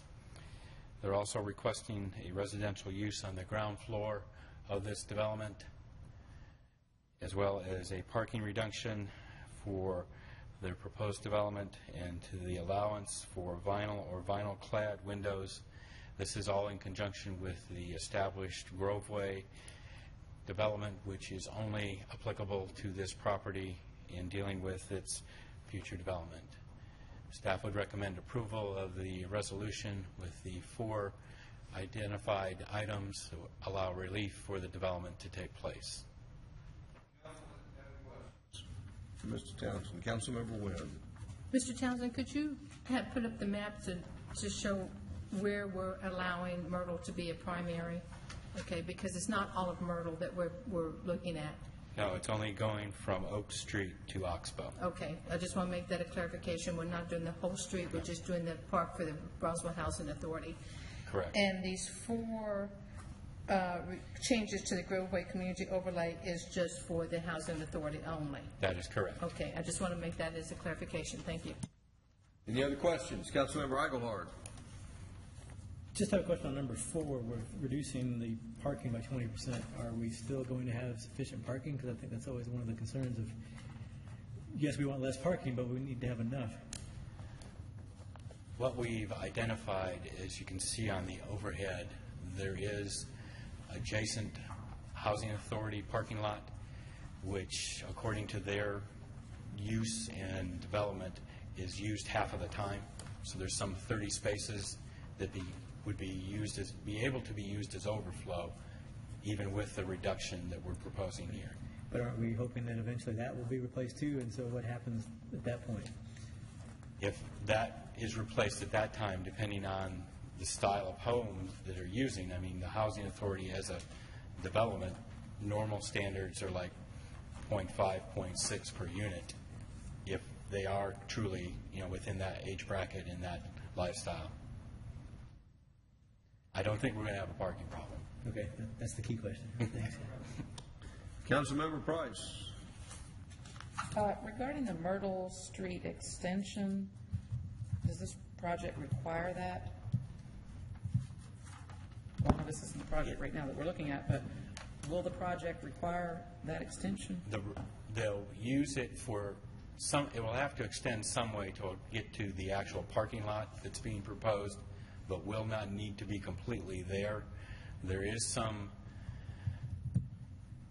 say this tactfully, design criteria being utilized as to where they place their parking level, how much retaining wall needs to be there, and how much grade change. So our engineering department, transportation department are working together with that, but no, the road does not need to be there for this project to go forward. And if it does, is that borne by the developer or the city? City builds the road. System improvement. But you're saying that the project can go forward without any additional expenditure on the part of the city? I don't know if I can say that. Because we're expending water lines and other infrastructure improvements in the area dealing with this development. Right, just roads though, I'm asking about roads. I don't believe Oxbow as a road has to be built. I mean, they could probably connect it as a driveway to their parking lot. I know there's some discussion related to exchange of right-of-way land and their land that has to be taken care of in dealing with further phases of this development. Okay, thank you. Councilmember Ippolito. Thank you. I have 2 technical questions. I guess the first is, since we're labeling Myrtle Street as a primary street to Oxbow and it doesn't exist, I guess as long as it's a line on the map, is that sufficient, Mr. Davidson? That'll be fine. That's okay, okay. Then the other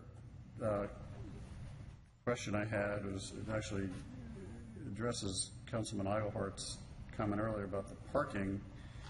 And I guess in the future, it would be nice to know that if that portion of the land was built on, that we made accommodations for that additional parking.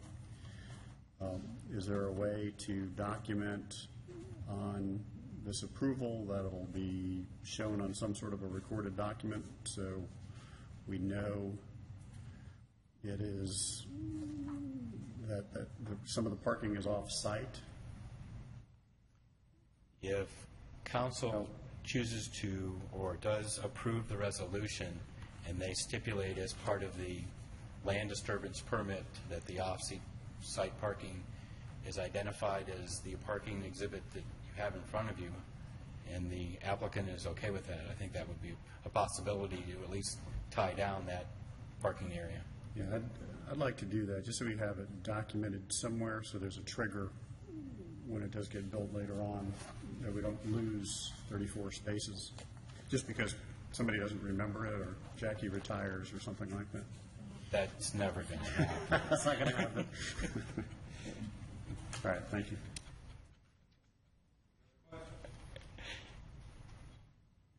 Does the council have any other questions for Mr. Townsend?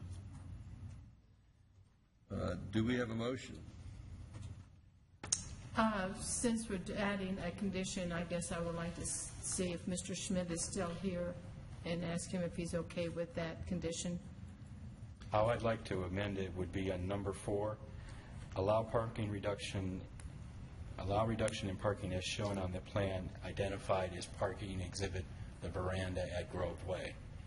And then we'll just attach this exhibit to the resolution. Are you okay with that, Mr. Schmidt, with that language? Okay, thank you.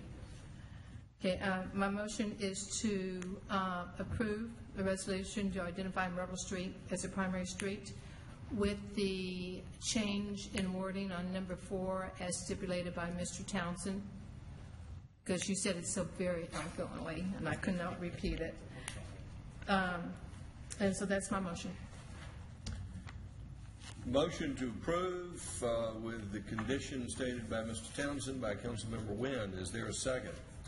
Second by Councilmember DiPolito. Anyone in the audience have any questions or comments? Any further discussion by council?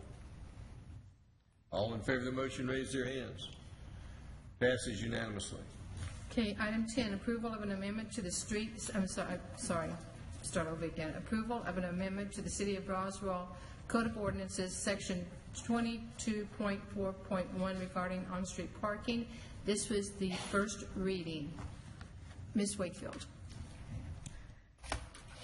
Yes, this is a request to amend the Code of Ordinances to change the restriction on on-street parking from 10 hours to 24 hours. If you'll recall, this came up back in December at an open forum where a citizens raised concerns with the 10 hours being too restrictive. Based on several meetings, several committee meetings, the consensus was to move forward with this amendment to 24 hours. Mr. Davidson, if you read the ordinance. Thank you. This is an ordinance to amend Article 22.4, Motor Vehicles, Operations, and Maintenance of the Roswell Code of Ordinances. Now, therefore, the Mayor and Council of the City of Roswell, pursuant to their authority, do hereby adopt the following amendment, the text of which is incorporated herein by reference and if approved. This would be the first reading. Do we have a motion for approval? Yes, sir, but I just want to stipulate to everybody out in the audience, all we're doing is changing the parking regulations. We're not changing anything about abandoned cars or junk cars or any type of safety hazards if a safety vehicle cannot get through the road and that type of thing. It's just the hours of that we're extending. So I make a motion that we approve the first reading of the Code of Ordinances regarding on-street parking. Motion to approve the amendment to Code of Ordinances to increase the hours that you can park from 10 to 24, correct? Yes, sir. Motion by Councilmember Wynn. Is there a second? Second by Councilmember Diamond. At this time, is there any comments from the floor? Any questions or comments on this matter? Any further discussion? Is there a hand up? Yes, sir. Come forward, please. If you'd like to comment, you give us your name and address. You've got 5 minutes.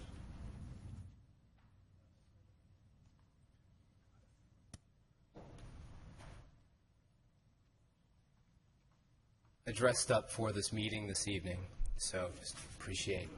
Thank you very much. So just a question. I had heard that. Oh, thank you, Mr. Townsend. David Keating, I live at 89 Nancy Trail.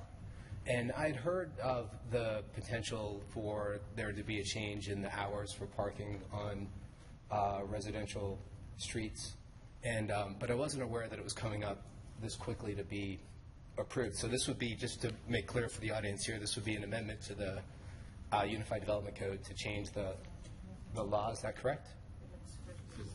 This is the change of the code. It's not the zoning code, it's a parking ordinance. Parking ordinance, okay, so if you change to the city ordinances to permit. Right, this is the first reading, it has to come up for a second vote also. And that, the process I'm not familiar with, so would that be at the next council meeting? Ms. Davidson, when would it come back for the second reading? May 11th. And is there an opportunity for public comment? Or Now and then. Now and then. Okay. You have your opportunity now, and you'll have an opportunity then. Good, and just, I would say that I would expect that we would take this under careful consideration. We live on Nancy Trail, which is down Thompson Place off of Canton Street. There's a lot of parking that takes place during like Alive After 5 and other events on Canton Street where there's parking on both sides of the street. Thompson doesn't have a sidewalk, doesn't have any speed bumps on it. There's like a flashing sign that'll go off if people are going over a certain speed limit. But what happens is that with cars on one side of the street, it's difficult to travel down it with families without sidewalks. With cars on both sides, then it becomes essentially a one-way street. And we'd have a concern with, like for Alive After 5, people being at that event and leaving their cars there overnight, which I take it this would permit. Currently, that's not permitted. So that currently you cannot leave a car parked for more than 10 hours, which could be overnight. So this would be like someone had a really rough night and they left it for 24 hours. Your issue is really best addressed by a different approach, which is no parking or parking only during certain times. This was of general applicability across the city, so that the idea is if someone is visiting and you got kids in and they're there for the weekend, it was 10, it's gone to 24. They're not getting towed. Without getting towed, so it's a little different application. For the folks who are concerned about short-term parking, which is your concern, it needs to be addressed differently. And this isn't, you weren't helped by the 10, you're not helped by the 24. And this came up as part of a community forum event, is that right? I mean, there's some sense out there that it is driven by other considerations. There were some people who were saying that if someone's visiting and it's a matter of enforcement, there are a lot of other issues. But the specific question you're dealing with, people parking for Alive After 5 either for 3 or 4 hours or for overnight in the event they got lucky. Not Mr. Mayor, not yourself, right? Of course, as you let us know. That's right. There's another possibility, but it really wasn't addressing that. Okay, good. No, that's helpful explanation, and it is an ongoing concern we have in that part of town, though, is the parking situation on Thompson. Yeah. Thank you. Anyone else wish to have any comments? Yes, come forward, please. If you can come forward, we'll bring the microphone down to you. So, my name's Magella Hardy. Let's get you on we Sure. do have a record here, so if you'll give us your name and address again, Magella please. Hardy, I live at 345 Tyson Circle. And so this came about and what he was addressing, really, actually, you guys sort of didn't address what he was addressing. I believe it's illegal for you to park on both sides of a street where there's no egress. You have to have egress for an ambulance to come through or the police officer to come through. So when they are having the Live at 5, then you can't really park on both sides of the streets anyway. You have to have one side of the street clear to allow two-way traffic and to allow emergency vehicles. So essentially what he's talking about is something that shouldn't be happening anyway. There should always be one side of the street that's left open, as I understand the way that the laws apply. Is that not correct? Mr. Davidson, if you'll give us a lawyer's rendition of the law. I think it depends on the size of the road. If it's a 50-foot right-of-way, you could park on both sides and an emergency vehicle could fit through. But on a small street like that, fire engine probably could not fit through, so that would be, they would be impeding the traffic, which is their illegal. Live at 5 concern should already be addressed by the fact that they can't park on both sides of the road because it's such a small road. True. So the 10-hour issue versus 24 hours is really a moot point. Correct. It shouldn't be on both sides. or there should be no parking on one side, or however the. Yeah, well, yeah, just one city side would parking and address that sort of stuff. So I just want to clarify that because really the 24-hour thing, the state law is 5 days actually. So 24 hours is just getting it to be something reasonable. And I've always found the city to be extremely reasonable. So thank you for your time, you guys. I don't take up Thank any more you. time. Does anyone else wish to speak? It's back to council. We have a motion and a second. Any further discussion? Councilmember Price. Thank you, Mr. Mayor. I know we all have in mind with this that it's more residential than commercial, but if a car were abandoned on a more major thoroughfare, does that mean that we couldn't tow it for 24 hours? Do we have is our police department abandoning this? Yes, sir, come forward. If you can tell us what the traffic people can do about cars abandoned on public right-of-way. A vehicle abandoned on a public right-of-way will be tagged and towed 24 hours, at least 24 hours later. Now, if it's blocking the road, what happens? That's a different story. That would be towed immediately to clear the roadway. So to draw a distinction between blocking the road and just illegally parked on the side of the road. Mr. Councilmember Price, does that answer your question? I just wonder if that ever becomes a sticky point, because like the lady just talked about, you shouldn't park on both sides of the road, but I mean, somebody's going to say, well, I was there first, or whatever, so how do you know which car to tow? We would have to make a discretionary choice at that time of which vehicle is the proper vehicle to tow. If there's a line of traffic on both sides that are parked, it's going to be difficult to make that decision. We may just tow them all. That's true, Mr. Mayor. We just might tow them all if we had to. Conversely, if there was cars lined up on one side of the road and one or two cars parked on the other side of the road, that'd be easy to make that distinction. It's hard for me to picture that and be able to give you a definitive answer, because it would be discretionary for the officer on scene. So when we say right-of-way, it's not necessarily, it's by definition not in the lane of traffic at all? Well, it would need to be in the lane of traffic, in the travel lanes, for us to tow it like that.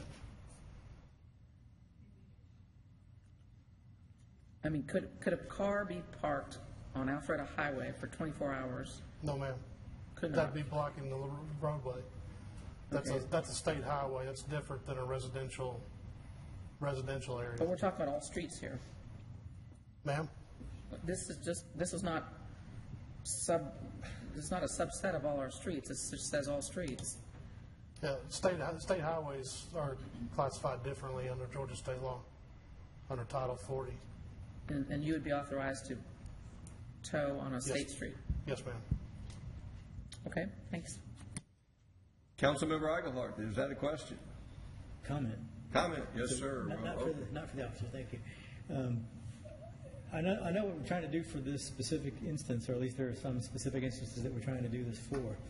It may apply broader, but my concern is that over many years, the issues we've had have actually been with people parking on the streets, not the opposite way of not being able to park on the street long enough. And I think we're opening up a major problem in many areas where we could have many cars on both sides. That you have too many people in the house. You have, whatever those things are. So that's why we make driveways and garages.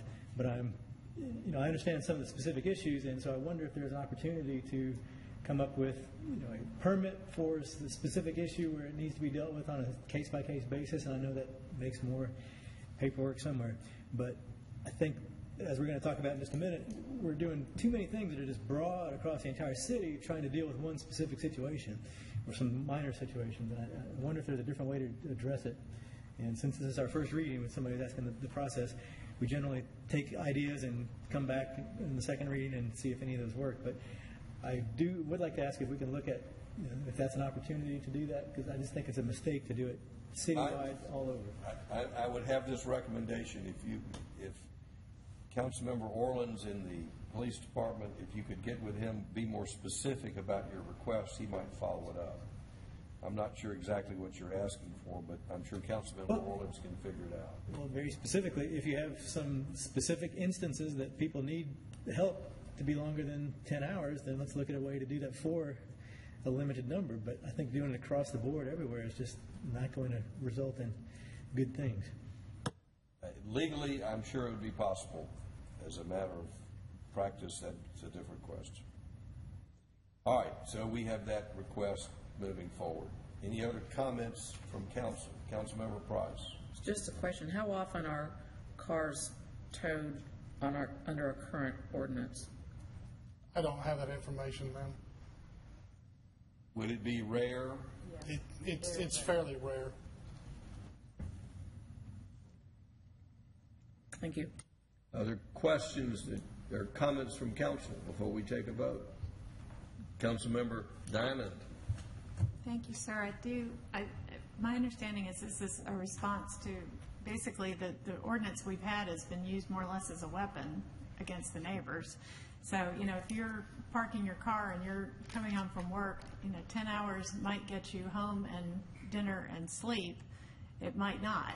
So I think the request, after looking at all the different cities and counties and how other things are done, we were well short of a lot of them that are 3 and 5 days.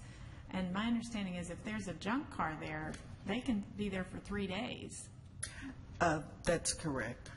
So, I think all the other problems that we talk about are addressed in other ordinances. I think this is just more a way to give relief to a neighborhood who is getting a little specific about the timeline. If you're out there and there's somebody that's determined to make your life difficult and you're there 9 hours and 59 minutes and they're calling the police, is that really a reasonable time, and do we want to be that difficult? And otherwise, it hasn't been an issue. That's great. Thank you. Councilmember DiPolito, did you have a comment? Yes, thank you. I think Councilmember Eaglehart's idea is an interesting one of permitting longer hours for special circumstances. With the exception of the one request we had to extend the hours, most of the times we have issues with people parking on the street. And usually it's because somebody's parked directly across from the driveway, making it difficult for people to get out of driveways. There's parking on a curve or on a hill where the sight lines are difficult. So, it would be nice if we could, I don't know if we've looked at some of the other city ordinances to see if they have ways to prevent those sorts of things, but there are problem conditions that whether it's 10 hours or 24 hours are still a problem because they exist out there. So maybe if we could look into that and see if there are ways to tighten that up a little bit while we're working through this, that'd be great. Yes, sir. Thank you. Here's a question. Given the deferred rezoning in which there was parallel parking for properties along Fouts Road, how would that apply? How would this statute apply to the parallel parking?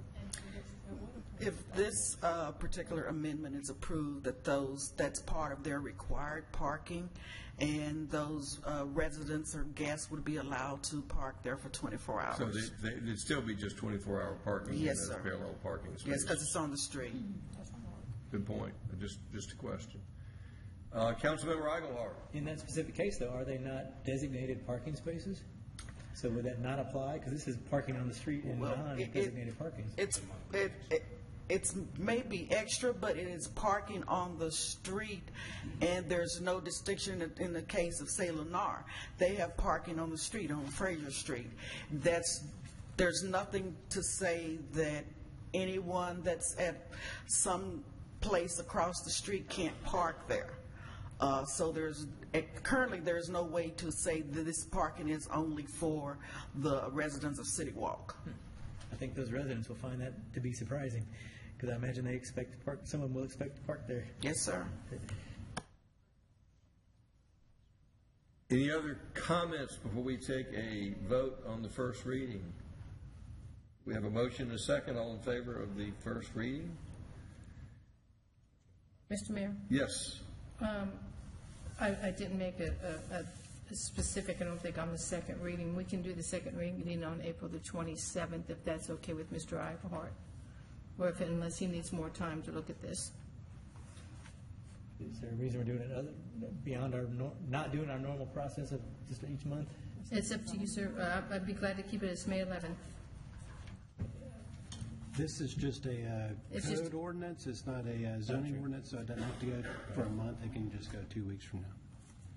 True. So does the motion include a date to bring it back? Yes, I was going to have it as April 27th until I heard Mr. Eichelhart and some of his, Councilmember Eichelhart and some of his concerns. I would like to bring it back on the 27th, but if he feels that that's not adequate enough time, I would be glad to move it to May 11th. Mr. Eichelhart. I don't know what it will take to research, frankly, but I think we've done most of the research already. That's one of the things at the committee was to research other cities. And I think our packet in one of the committees had some of the research on the other cities around us, what they had as their parking requirements. I understand that, but researching the possibility of doing it something different. So, Mr. Eichelhart, do you have any preference on whether it comes back the 27th or the 11th? I would prefer the 11th, although I think we've now just deferred so many things to the 11th, that might not be a good idea. So for that reason, I'll say the 27th works for now. We have a... Well, we can always defer it again, sir. Is that... So we have do we have a motion and a second to vote to approve the first reading with the second reading to come back on the 27th? That's my our motion. motion and a second. I'm hearing that nods from both people. Any further discussion? Councilmember Price. Yes, I was just trying to clarify what Councilmember Diamond mentioned about if someone came home from work and, left their car on the road and then left in the morning. As a habit, I'm wondering if that fits the intent of this ordinance, i.e., if somebody had more cars than space in their garage or driveway, and they went out every morning at 8 a.m. and switched cars, then there's always going to be a car parked there. It just won't be the same car. I mean, is that an issue that someone cleverly would be getting around like they do in cities? You have to keep moving your car around. I mean, is the intent to not have cars on the street, or is the intent? The intent is to not long-term park cars on the street, to have it short-term. The question is short-term 10 hours or the question short-term 24 hours, and the council sets the short-term. Right, but I'm wondering if there's a family or a situation where there are more cars than they have ability to park, and when it was 10 hours, they had to go out every 10 hours and switch their cars out. In a city of 90,000 people, I expect there may be somebody who, if they want to comply with the law, may shuffle cars. So that's something we would just say, that's fine, or not? We don't say it's fine or not. We simply, our policemen do their best to enforce the laws as passed by the city council. Right, so if the neighbor is really just annoyed because there's just this car out there repeatedly parked in front of the house, and they say, well, there's a car parked there all the time, it just happens not to be the same car, but it's within that family. So with our new ordinance, they could have a car parked there all the time as long as it was moved every day. With our existing ordinance and our new ordinance, you can rotate cars. Yes, that's correct. So that's not changing. Well, you'd have to rotate it more often if it was 10. You'd have to rotate it more often with 10. That's correct. Yeah, you could just move the same car 5 feet right now in the 10 hours and you're fine. I mean, that's why this all came about. It's very impractical to enforce this, and we've had 10 hours on the books. The only time it's been an issue for people is when they get in a fight with their neighbor and they want to use the police department to come after them. And so we decided to look at the ordinance after 59 years of being in place and looking at other cities going to 3 to 5 days. It's a matter of what the timing is for short-term parking. We've had this discussion about 4 or 5 different committee meetings, and we decided to come with 24 hours, not going to the 5 days, not making it real long, but giving people the opportunity, if they have a student home or a guest over the weekend, the 24 hours, then people just have to move their car, which even in 10 hours, they can move their car now. So we're just trying to make this a workable ordinance going forward, and we could make it 26 hours, 18 hours, 32 hours. We're trying to make it a reasonable 24 hours. The motion is- Forward with this first reading. The motion is for 24 hours, first reading. Any further discussion? Councilmember Price. I'm just wondering if there could be some wording that, something that, vehicle, I don't know, attached to one particular parcel or lot, such that that's not abusive in habitual parking of a car or cars belonging to that one property. I don't know how you can change the wording, but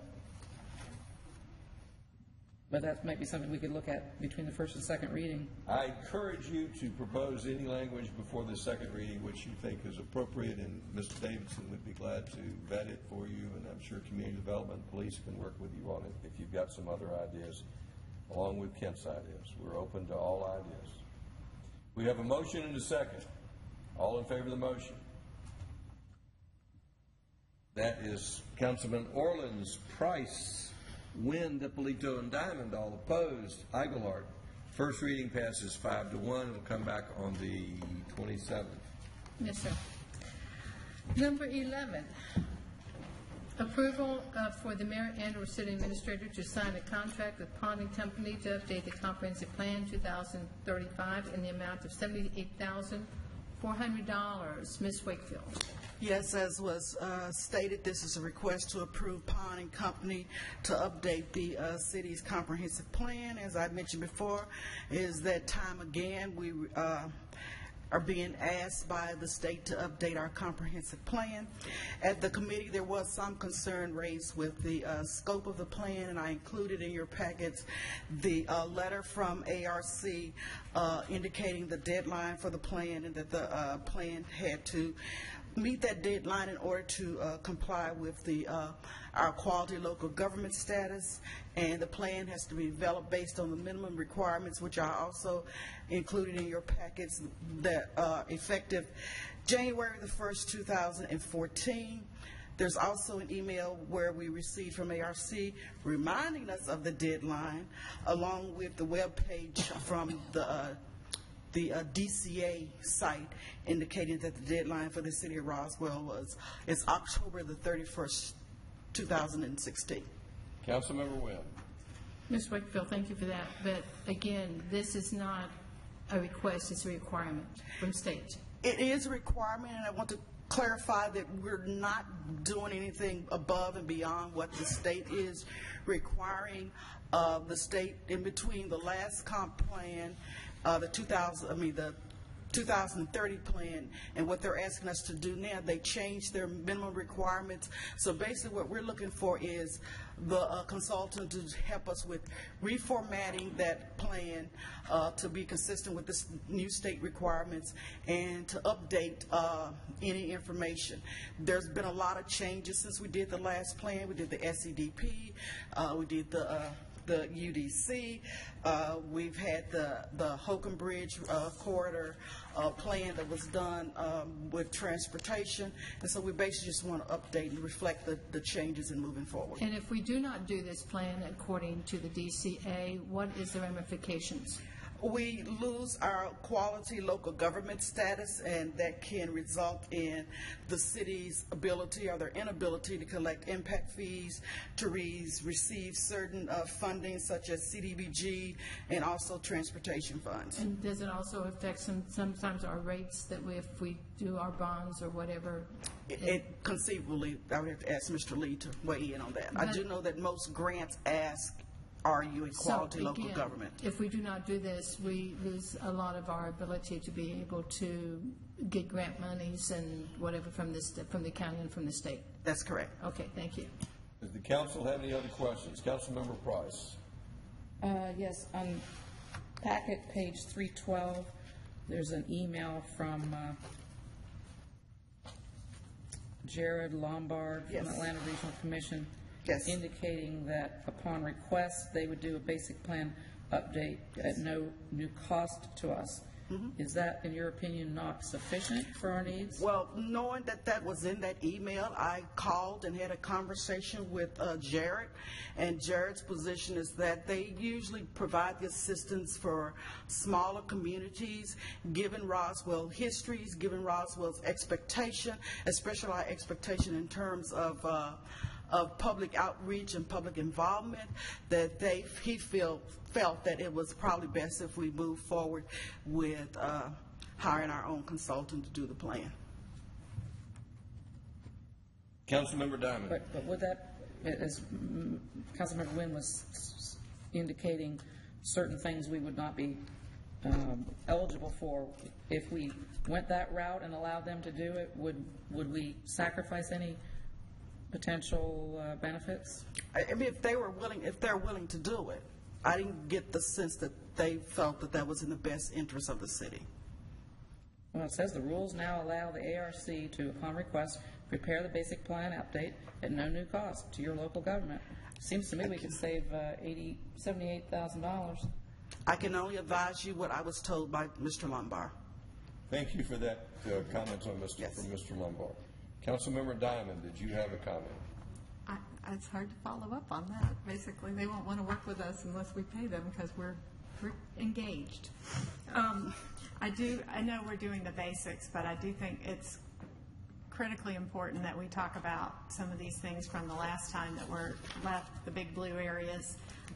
We're hearing a lot about this was suburban residential, and we all talked at that time that was kind of a stopgap, but that there are transitional areas we need to really discuss as a community and figure out how those are going to look, and we're finding that is a constant conversation, so I'm looking forward to that as a community. Do we have a motion?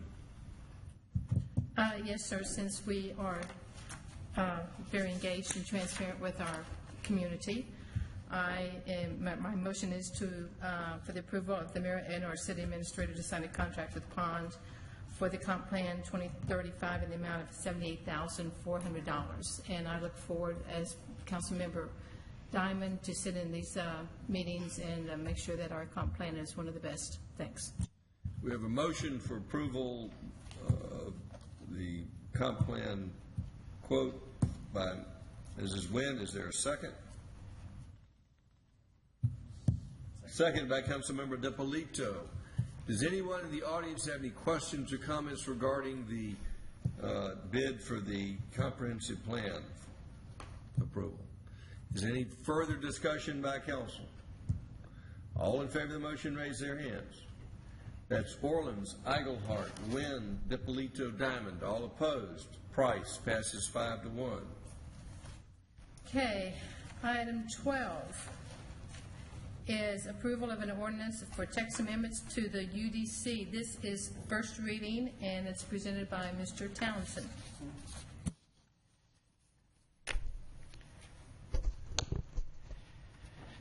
This is a first reading of text amendments for the Unified Development Code. We're kind of classifying this as cleanup for errors, omissions, changes that we need to do. There was a 6-page spreadsheet given to you that included 124 specific changes that we're dealing with typos and updates. I will indicate that pages starting on the bottom of page 2, 3, 4, and the top of 5 and the top of 6 relate to the city engineer bringing forward state regulations to make our Unified Development Code compliance with the Georgia soil water certification requirements dealing with erosion and sediment control. So that is the majority of the actual cleanups. I do have a discussion. If you look on page 1, item number 21, the one change that was requested by the Planning Commission was the second line first line and second line dealing with the allocation of signage. The second line, I received an email from Councilmember DiPolito, and it's on the overhead screen in front of you, where he has requested the second line be redrafted. This is really in establishing that a business that has a second public entrance on the front where the parking lot may be, and a second public entrance where a second parking lot might be, is allowed to have a second sign. Their sign area allocation is not increased. They're to split that allocation in square footage and area, but they're allowed 2 sign locations. DiPolito's position on that, the example that I saw was the hamburger restaurant in the old Mill Shopping Center, Moxie Burger, and they spent a lot of money on a nice rear deck, and the major entrance really is from the rear, from the side parking. For different reasons they couldn't do it, but I think this, Rich DiPolito, thank you for bringing forward this amendment. Rich DiPolito. Yes, just for clarification, I think this was the direction that the Planning Commission was headed with their suggestion because of the Moxie Burger. I think this language is a little cleaner than what was suggested, so that was the reason for the change. Yes. Staff is okay with amending it in this way. Councilmember Wynn. Thank you, Mr. Mayor. Before I have Mr. Davidson, or you have Mr. Davidson read the first reading, I would also like to consider adding to page 4-7, section 4.3, building type standards, to NX to add RTH, but also on the table put that as a conditional use and not a permitted use. For some reason, we're letting everybody else have townhouses except for NX, and we were trying to do that more as an infill and a walkable type community, and for some reason we left that one out. So I would like to add townhouse NX, but on the table put it as conditional and not permitted. I'd like Mr. Davidson to read the ordinance before I entertain a motion, but you can add that to your motion. Thank you, sir. Mr. Davidson, would you please read the ordinance? Thank you. This is an ordinance to amend the Unified Development Code. Now therefore, the Mayor and Council of the City of Roswell, pursuant to their authority, hereby adopt the following. The Unified Development Code adopted February 24, 2014 is hereby amended as set out in Exhibit A, attached hereto and made part herein as though fully set out. And if approved, this will be the first reading. Do we have a motion? Yes, sir. I have a motion to approve the first reading with 2 stipulations. One was the what Mr. Townsend, the rewording on 10.3.10 concerning the wall signs, and to add RTH as conditional to 4.3, page 4-7, and to the table that shows permitted and conditional. Motion by Councilmember Wynn. Is there a second? And I'm sorry, and this is the first. Is this the first reading? This is the first reading. We'll bring the motion would bring the second reading would be on May 11. We have a motion to approve the first reading with 2 changes to come back on May 11th. Is there a second? Second by Councilmember DiPolito. Councilmember Wynn. Diamond, do you have a comment? Yeah, I actually have one quick question. I'm sorry I didn't do this sooner. We had talked about homes having to face a public street. Is that something, is that something we can potentially address here, or should that be a separate discussion? As it stands right now, there's been plans for projects that have different focal points other than the street for a house, and we've missed some opportunities because the houses have to be on a primary street unless they're a cottage court or something like that. So is there a path under what I don't think there's an easy path. Okay. I think it probably This probably needs to it's go to probably committee a for work discussion. session or at least a committee discussion to bring back forward. I'd like to request that our liaison take that under advisement. Okay. I will get with It's being so noted as we speak. Ms. Dybel that as soon as we can get it on our committee meeting, we will do that for you. Staff has one other clarification. When the UDC was going through, this property was actually called Centennial Walk.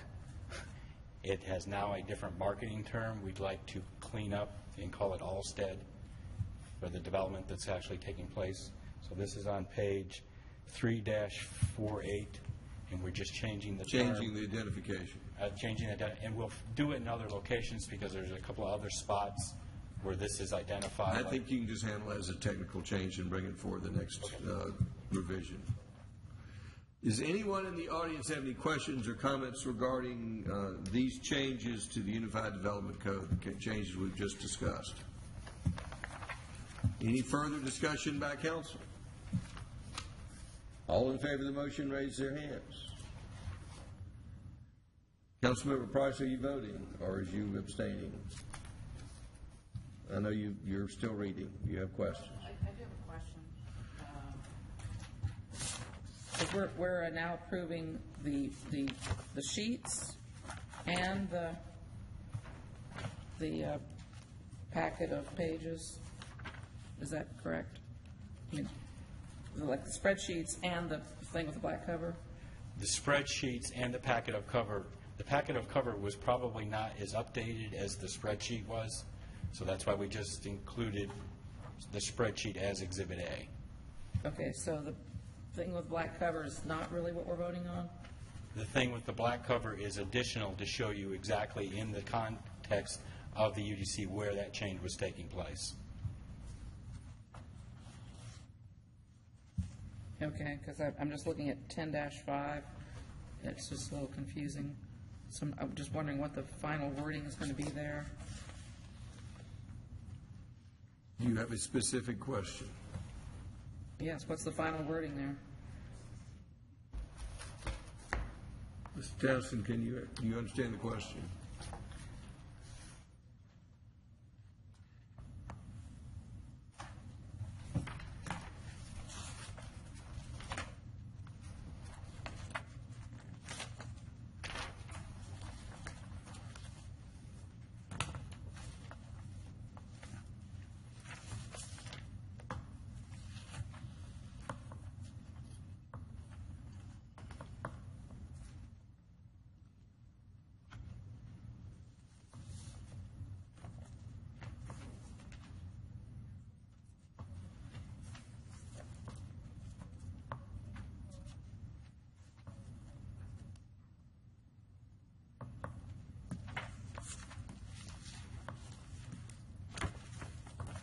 So you're referencing number 16, page 10.5, which is calling out section 10.16C1, which is identifying 10.13B to be referred to dealing with bicycle parking.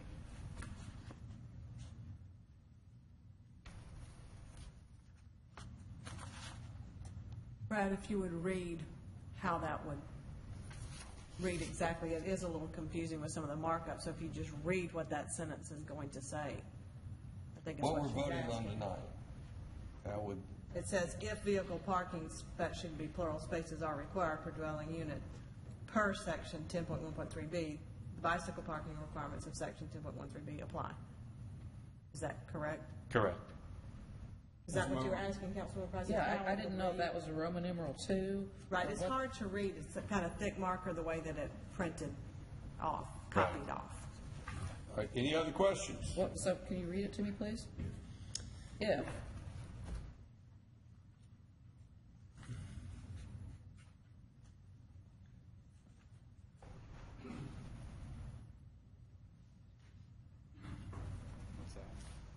Brad, do you need it?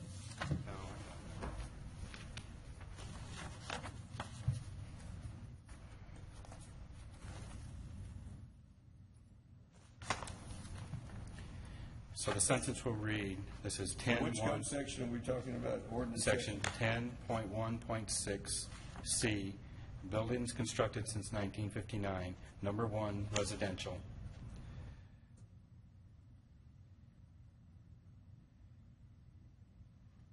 Vehicle parking spaces is required per dwelling unit per section 10.1.3b. Are required.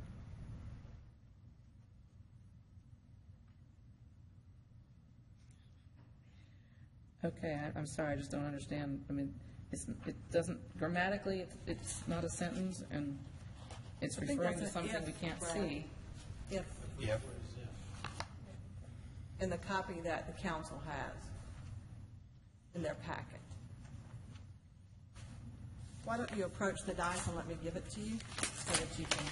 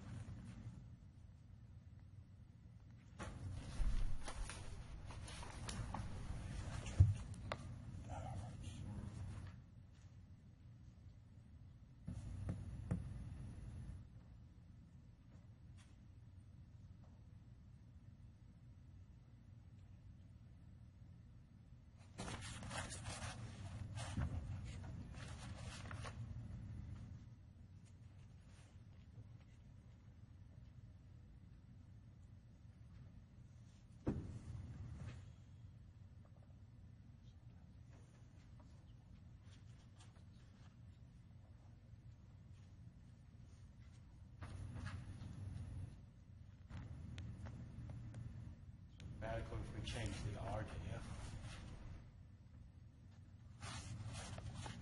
I think that the space, the word space needs to be plural. If vehicles parking spaces are, or either space is, because it used to be one, and now it's being changed to if I'm reading it correctly. So if there's an if, where's the then?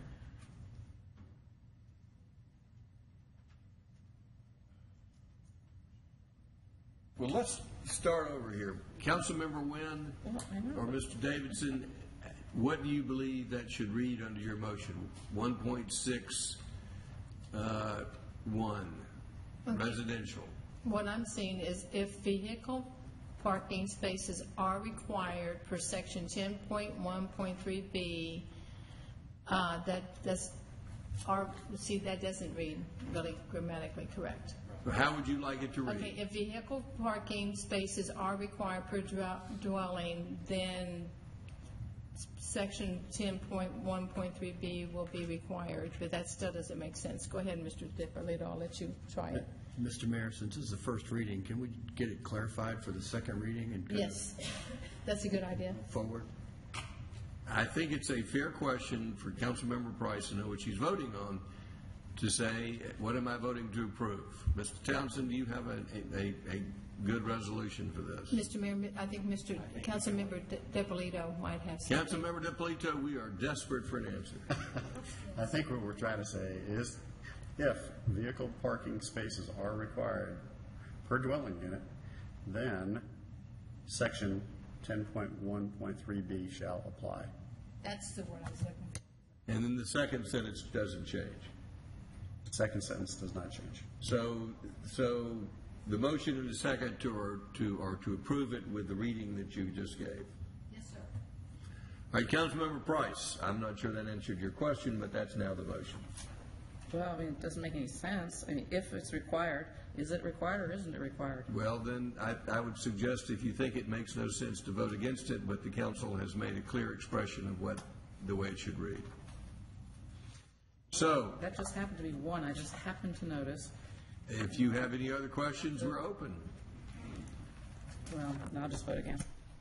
All right, all in favor of the motion with the clarification given by Mr. Dippolito, raise their hands. That is Councilmember Orleans, Eichelhart, Wynn, Dippolito, and Diamond. All opposed. Price,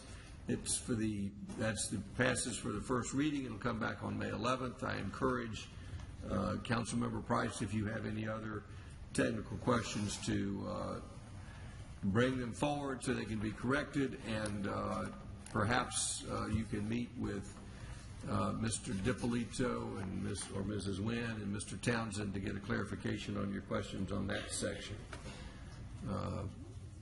Sometimes things are clear in the morning than they are in the evening.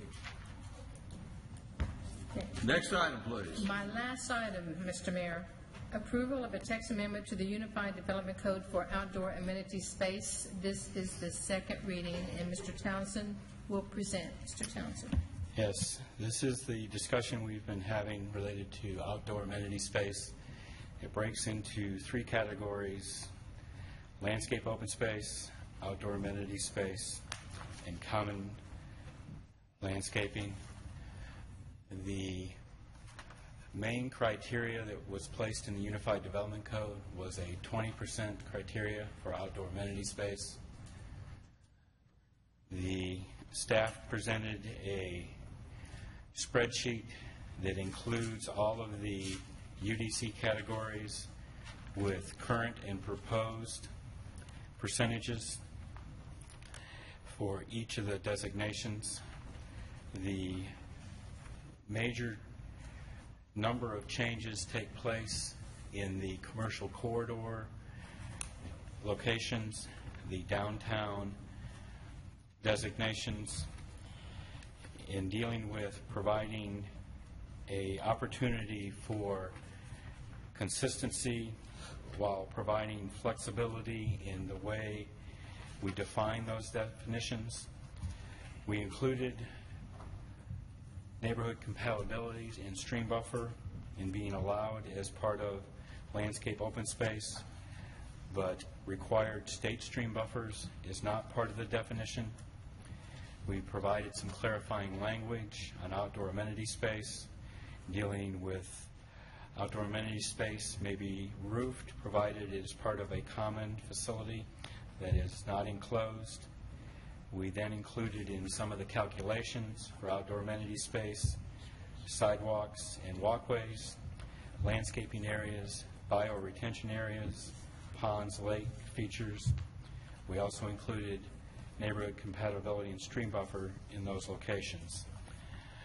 I wanted to provide a specific example where some of the struggles that were brought forward from the Roswell Inc. in dealing with development or redevelopment to take place, and how the 20% of a requirement hinders or inhibits that to take place. So I'm going to use the old DeKalb Tire site location on South Atlanta Street.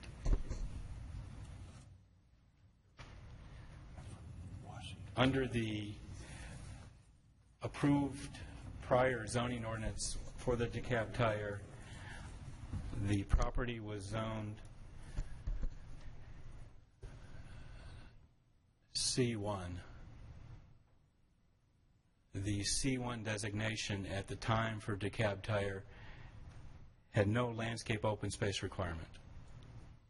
0. So in dealing with that particular site,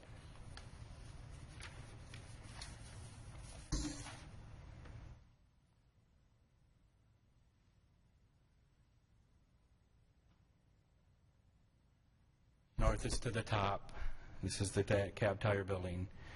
This is approximate numbers of 100 by 190, so that's 19,000 square feet.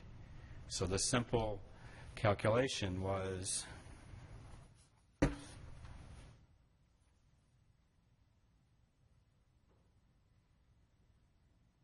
20% requirement for outdoor amenity space in the DX designation would be 3,800 square feet.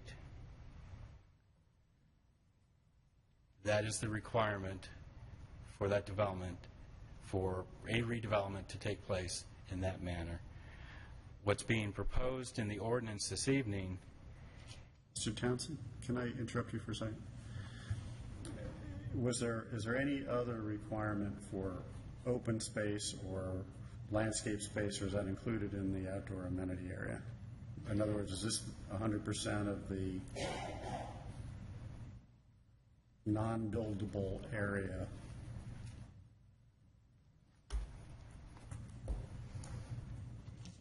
Because I'm just wondering, is there even more non-buildable space? Well, there's setbacks, but is that, I mean, it doesn't mean you can put parking on there. For the DX location, I'll just choose a mixed-use building type. Right. Has a 20% outdoor amenity space. It has build-to zones, but has no other criteria unless you then go to the landscaping parking lot design criteria, which would then kick in for those types of designs. Okay, so this really is the open space, if you will, that's required. Correct. Okay, thank you.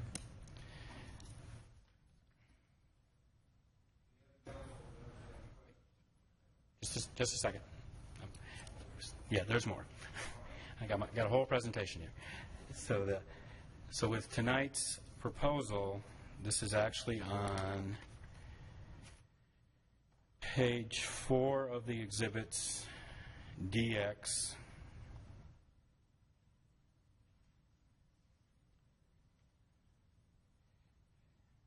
Actually, that'd be 5 and 5. So the outdoor amenity space becomes that criteria.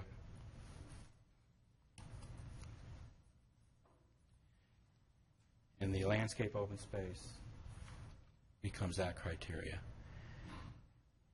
To kind of give you some of the other examples, if we went to a NX criteria for this development, we would have a 10% and a 5% criteria. So it's not that the proposed changes completely eliminate initially what we were going for with the outdoor amenity space. I think it puts it in a proper perspective of getting something like we wanted, making sure we didn't fill up the whole property with building and parking and detention and things like that nature, but then provides us, we are getting some landscaping, we are getting some common amenity space, and the discussion has been, are we doing it in the proper method and the choices that we're making? I think if you look through how staff had tried to change the criteria of 20s and 10s and 15s, we're getting the proper amounts in where we want redevelopment to take place. That's the end of staff's presentation. I have a number, but I'll keep to this specific example because it kind of shows the higher issue problem. I agree with this particular example. Yes, in this small space that's in a commercial area that previously had no landscape area and is now covered, it makes sense to probably have more flexibility there because they didn't have it before, and how are they going to do that with it not being there? So I have no problem with that, and I've said that when we look at smaller pieces of property, particularly in a commercial area that is already developed that has 100% coverage essentially, it does make sense to have some more flexibility. The problem to me becomes when you then transfer that into all the other sizes of the same type of things, so that if you had a 50-acre project, and granted there aren't that many of them, but there are some. In fact, there are some 100-plus acre sites. When you apply this to that, then it really has a major impact on those major projects. And that's why I think we're taking something across the board that doesn't necessarily apply, and we're taking it for something that is a specific example and then trying to make it go everywhere else. And frankly, some of the examples we've been given that actually started this, I don't think they even applied. Even some of these changes would have helped it, or it's something that really shouldn't have been applied to in the first place, like the behind Rue or whichever one that was. I mean, there are some specific examples that make sense to do things for, but not across the board. And the one that we deferred tonight from the car dealers, Kia, on the Goodwill spot on Alpharetta Highway, dealt with that. It said, we want to have this development, and we're going to have a variance approved by council to make the 20% outdoor amenity space to 0. So we have a mechanism in place to be able to handle that on specific cases where it makes sense. But to give it to somebody across the board, I think just causes us many unintentional consequences that we're not recognizing. I have a number of other issues, but that's one specific to this, since you brought this up. Other questions? Thank you, Mr. Mayor.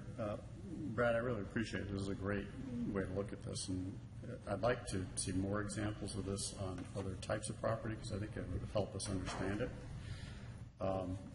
And specifically, I think where we start to run into an issue is in the text where we took the landscape open space and we've included neighborhood compatibility buffers as part of that landscape open space. If you look at this particular example that you have up on the screen, if this was a budding residential and you needed to put a 40-foot buffer, or even if you did a 20-foot buffer with a wall, the 20-foot buffer, you'd have 2,000 square feet, which would be your 10%. So you could literally have just 20 feet on the back of the property and no landscaping anywhere else on the property. So I think it starts to break down in that scenario.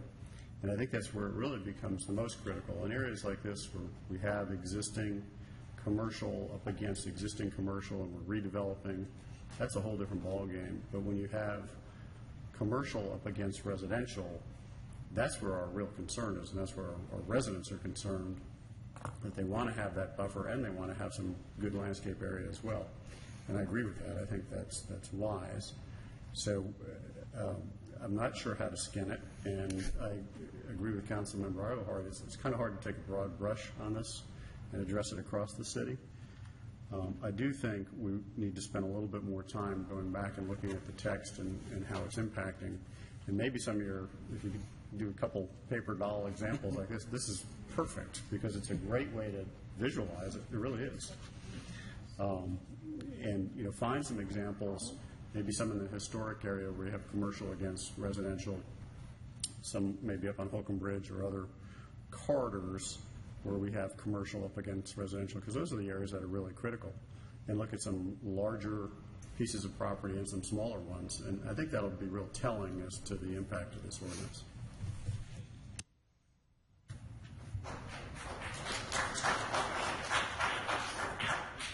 Councilmember Eichelhardt. Now I'll continue going on others, but let me do say that I do appreciate the effort here, and I think it is a good idea to look at some more flexibility, because I think that is warranted in a number of areas. Again, I'm just concerned about the broad brush, as Mr. Dippolito just said. But let me go to some questions I had separate from this. That when we allow it to be on a rooftop, is there anything that defines what that rooftop space would be? Because what keeps somebody from just saying, we have a roof, we're going to put a sign that says outdoor amenity space with an open door to go up to the roof that has nothing there other than the rooftop. Do we have anything in place to control that? No. There's nothing in place. I mean, if they're going to try to make it meet the outdoor amenity space, it's going to be some reason for someone to go to the roof. I don't know that everyone has thought of, okay, they're going to put the pool on the roof, or they're going to put some recreational amenity that people are going to want to sit up there and look at something and just be outside their structure or not. So. And that would be good. There's no question about that. I guess my concern would be we don't have anything that keeps somebody from saying, well, our outdoor amenity space is on the roof and we're meeting the letter of the law, that there's a sign that says go up to there. Because my concern is, and this is across the board on all these things, that 20% that was on the ground that was intended to keep it from being line-to-line building of some sort, building or parking or whatever, now just gets removed from the ground, which then makes it buildable. And so without having some control on that, that's my main concern on the roof side, but that's also the general concern about all the other changes, that, again, it allows it to be moved into something that's already counted as a requirement. And so then you essentially are double dipping on what some of those things are. That removes the actual intention of having more space that's not necessarily open to everyone in the community or public, but that is not covered line to line, because that's was our intention, I think, of these three different things: the outdoor open space, the outdoor amenity space, the common landscape open space, and then the common open space. And I think we need to remember that was the intention of this thing. So those are my concerns. But I think the initial intention that what you're trying to do is good. I think the application is difficult in that we need to continue to try and figure this out before we apply it across the board. So I would suggest that we look at a deferral to consider further. Because we're deferring everything else tonight. Why not? Well, we have not entertained a motion yet. But first, I want to make sure we've got all questions. Mr. Townsend, Councilmember Orleans. Brad, in the thought process coming from Roswell Inc. on this, and for these items that are put together for tonight, is it not my understanding that they could normally be handled through either a variance by us or a BZA request to the Board of Zoning Appeal? If it's something that doesn't fit quite right? If it does not fit under the current regulations, the process would be, it's either part of a rezoning and comes to you as a concurrent variance, or they go to the Board of Zoning Appeals to determine that they can prove a hardship to get relief from that scenario. I think the concern that Roswell Inc. was representing to us is by requiring that as an additional step or an additional process, that redevelopment scenarios and scenarios of development were being stymied or the person was looking other places. If I can't use this spot, I'm going to try another spot. If I can't find a spot in Roswell, I'm moving to another spot. And Roswell Inc. was indicating to me, Brad, this needs to be relief for these districts in these particular areas for this to stop happening, that people are looking at other spots because they can't meet this requirement. And I think also, as Councilman DiPolito mentioned, that some of your examples on larger parcels, visuals may be good as well to look at going forward.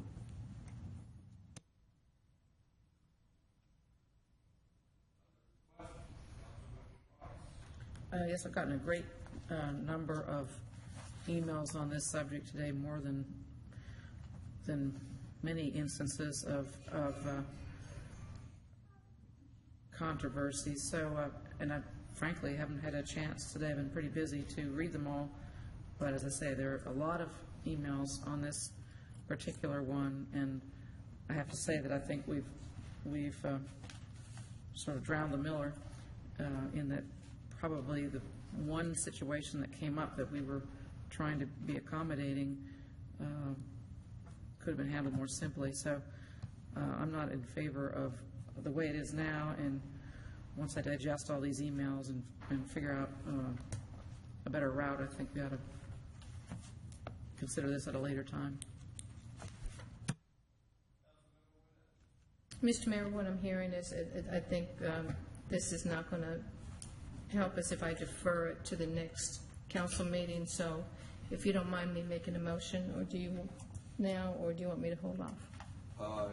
You are welcome to make a motion. Okay, I'd like to defer this to the April 29th Community Development Committee meeting. That way we'll give Mr. Townsend and Ms. Stiebel and Ms. Wakefield time to get the examples that have been requested by council, and it will give us the forum that we need, that everybody can be there to discuss instead of trying to do it one-on-one discussions. So my motion would be to defer to the April 29th ComDev committee meeting. ComDev committee meeting by Councilmember Wynn. Is there a second? Second by Councilmember Orleans. Councilmember DiPolito. Thank you. Mr. Townsend, as part of the examples you're putting together, if you could have where old zoning was, the C2, C3 type things, because I think it's helpful. That was really telling in this example on how in C1 they had no landscape requirement, which I didn't realize that was ever the case. But you can see how the UDC is actually providing for that where it wasn't provided for before. So I think that's helpful to see that, so we can see how we moved into the current UDC and then what these changes are suggesting. Thank you.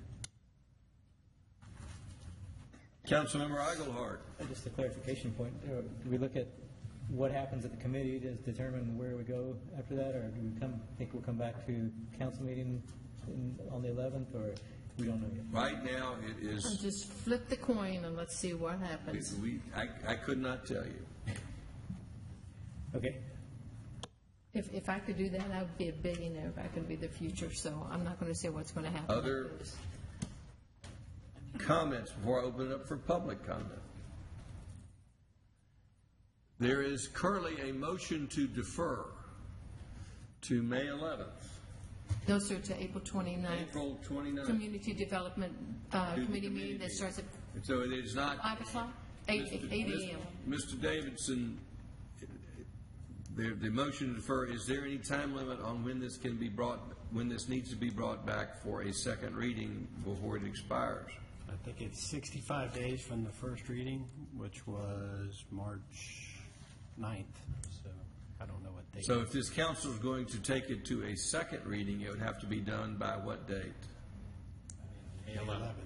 May 11th. So if it's not, if it doesn't come back for May 11th, it has to start over again if someone wishes to. All right. So, does anyone have any questions or comments? This is your opportunity to be heard. I know y'all stayed here for a long time to have this opportunity. Anyone wish to be heard or have any questions? Yes, come forward, please.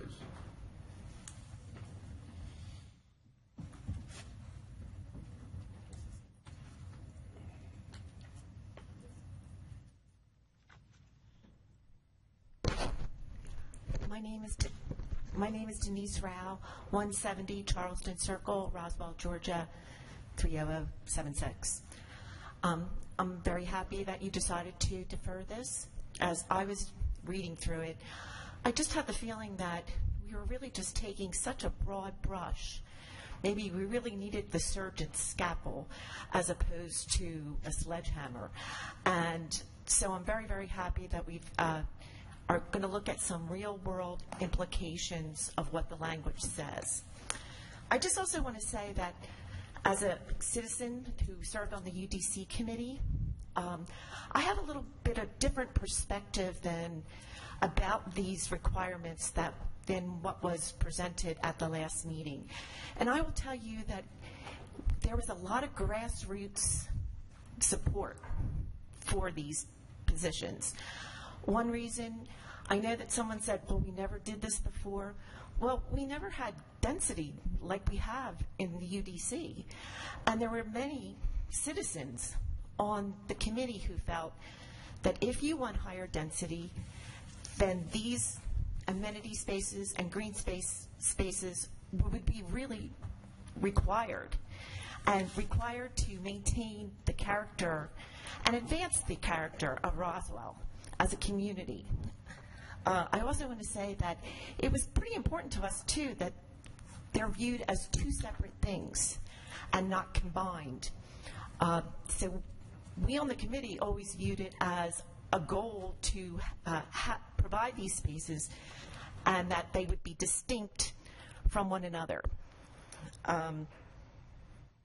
Again, I think that some of the changes in a broad sense seem to be a little excessive. I mean, in some cases it's up to 50% reduction, and that seems to be a much bigger, more impactful number than going from 20 to 10%.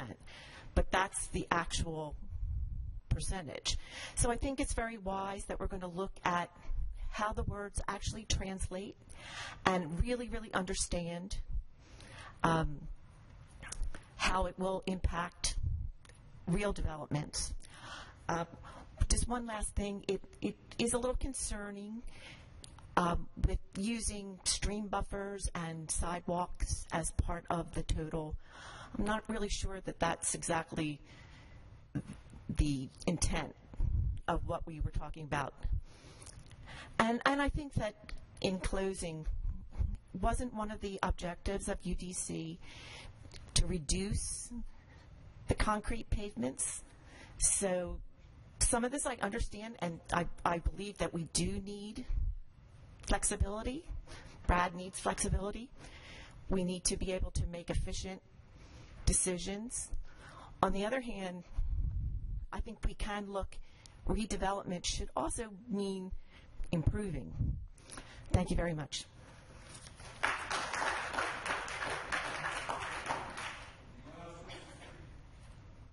Does anyone else wish to speak? I see no hands up. We're closing the public hearing. Do we have a motion? Or did we have a motion? We got a motion to defer. Let me give you my thoughts,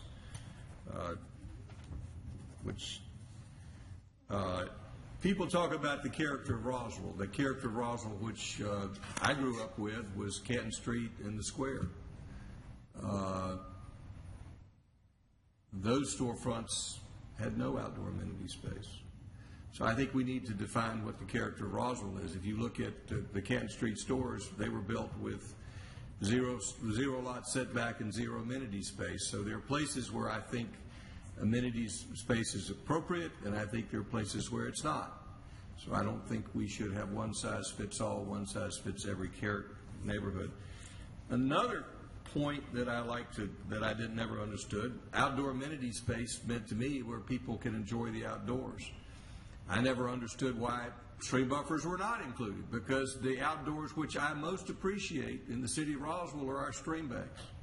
And I think those should, if appropriately treated, is where we should really have outdoor amenity space. If I'm outdoors and I have my choice of where I want to be, I'll be as close to the water as I can get, and that's on the stream bank. So me, amenity space means stream bank. And I never understood why stream banks didn't qualify as amenity space.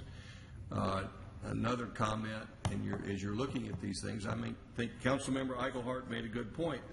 The smaller lots where you're not able to have flexibility should have a different standard than the larger lots. It may be a cutoff point, it may be a sliding standard, but I think if Councilmember Eichelhart says it's appropriate on small lots and it's not appropriate on big lots, maybe we look at that distinction.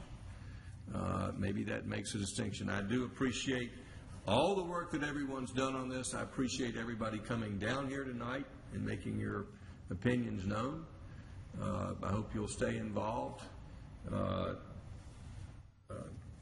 The council has spent a lot of time on this. I think which illustrates there are real issues to deal with. And although they be difficult to deal with, I appreciate the time everybody's spending to work them out. And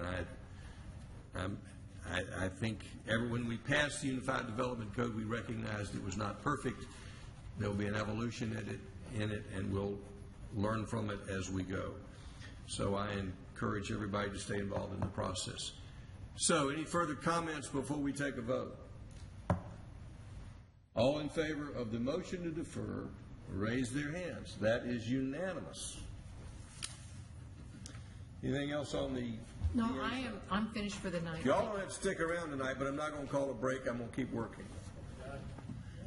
No, you're not done. You have what else we got on the agenda? So, Ken Eichelhart, you're up. All right. Well, this should go quickly, but it's approval of an amendment to the City of Roswell Code of Ordinances, Article 11.1, Municipal Court, in general regarding the term of office for city solicitor. Second reading. Mr. Fisher, if you can tell us about that. Yes, sir. I appreciate that. It is the second reading of the change Code of Ordinances for the solicitor to remove that position from a 2-year term to an at-will employee.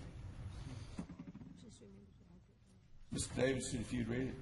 Thank you. This is an ordinance to amend Chapter 11, Municipal Court, Article 11.1 in general, Section 11.1.2, Solicitor Qualifications and Compensation of the Code of Ordinances of the City of Roswell. Now, therefore, the Mayor and Council of the City of Roswell, pursuant to their authority, do hereby adopt the following amendment to Chapter 11 of the City of Roswell Code of Ordinances. Chapter 11, Municipal Court, Article 11.1 in general, Section 11.1.2, Solicitor Qualifications and Compensation of the Code of Ordinances of the City of Roswell, Georgia, is hereby amended by deleting such subsection in its entirety and substituting therefore a new section 11.1.2 to read as follows, text of which is incorporated herein by reference, and have approved this as the second reading. Does the council have any questions? We have a motion. Is there a motion? Move to approve. Motion to approve the Second. Second reading by Councilmember Eichelhardt. Is there a second? Second. Second by Councilmember Orleans. Does anyone in the audience have any questions or comments? Any further discussion by council? All in favor of the motion, raise their hands. That's unanimous. Thank you. This time we'll call upon liaison of the Public Works Department, Councilmember Rich DiPolito. Thank you, Mr. Mayor. This item is approval of a policy regarding transferring responsibility for a private water system to the City of Roswell Public Water System. This item was deferred from the March 23rd, 2015 Mayor and Council meeting to clarify some of the language in the ordinance. And this will be presented by Mr. Skowski. Good evening. We've talked about this before very briefly. This is in response to regulatory pressure from EPD related to public water system law enforcement that affects communities that are currently privately managed systems that we provide water to through a master meter. This establishes a process for allowing those communities to apply to the city for transfer to the City of Roswell water system. We have one request that's been received, and this is simply establishing a process that they would go through to make that case and be considered again through the mayor and council process. I believe the only changes that you have before you in your package are some wording changes, response to comments received at our last meeting. If there are any questions, I'll be happy to try to respond. Does the council have any questions? No questions. Do we have a motion? Move to approve. Motion to approve by Councilmember DiPolito. Is there a second? Second by Councilmember Wynn. Does anyone in the audience have any questions or comments? Any further discussion by council? All in favor of the motion, raise their hands. Passes unanimously. We have a recommendation for closure to discuss personnel litigation and real estate. Motion by Wynn, second by DiPolito. All in favor, raise their hands. Passes unanimously. We're adjourned.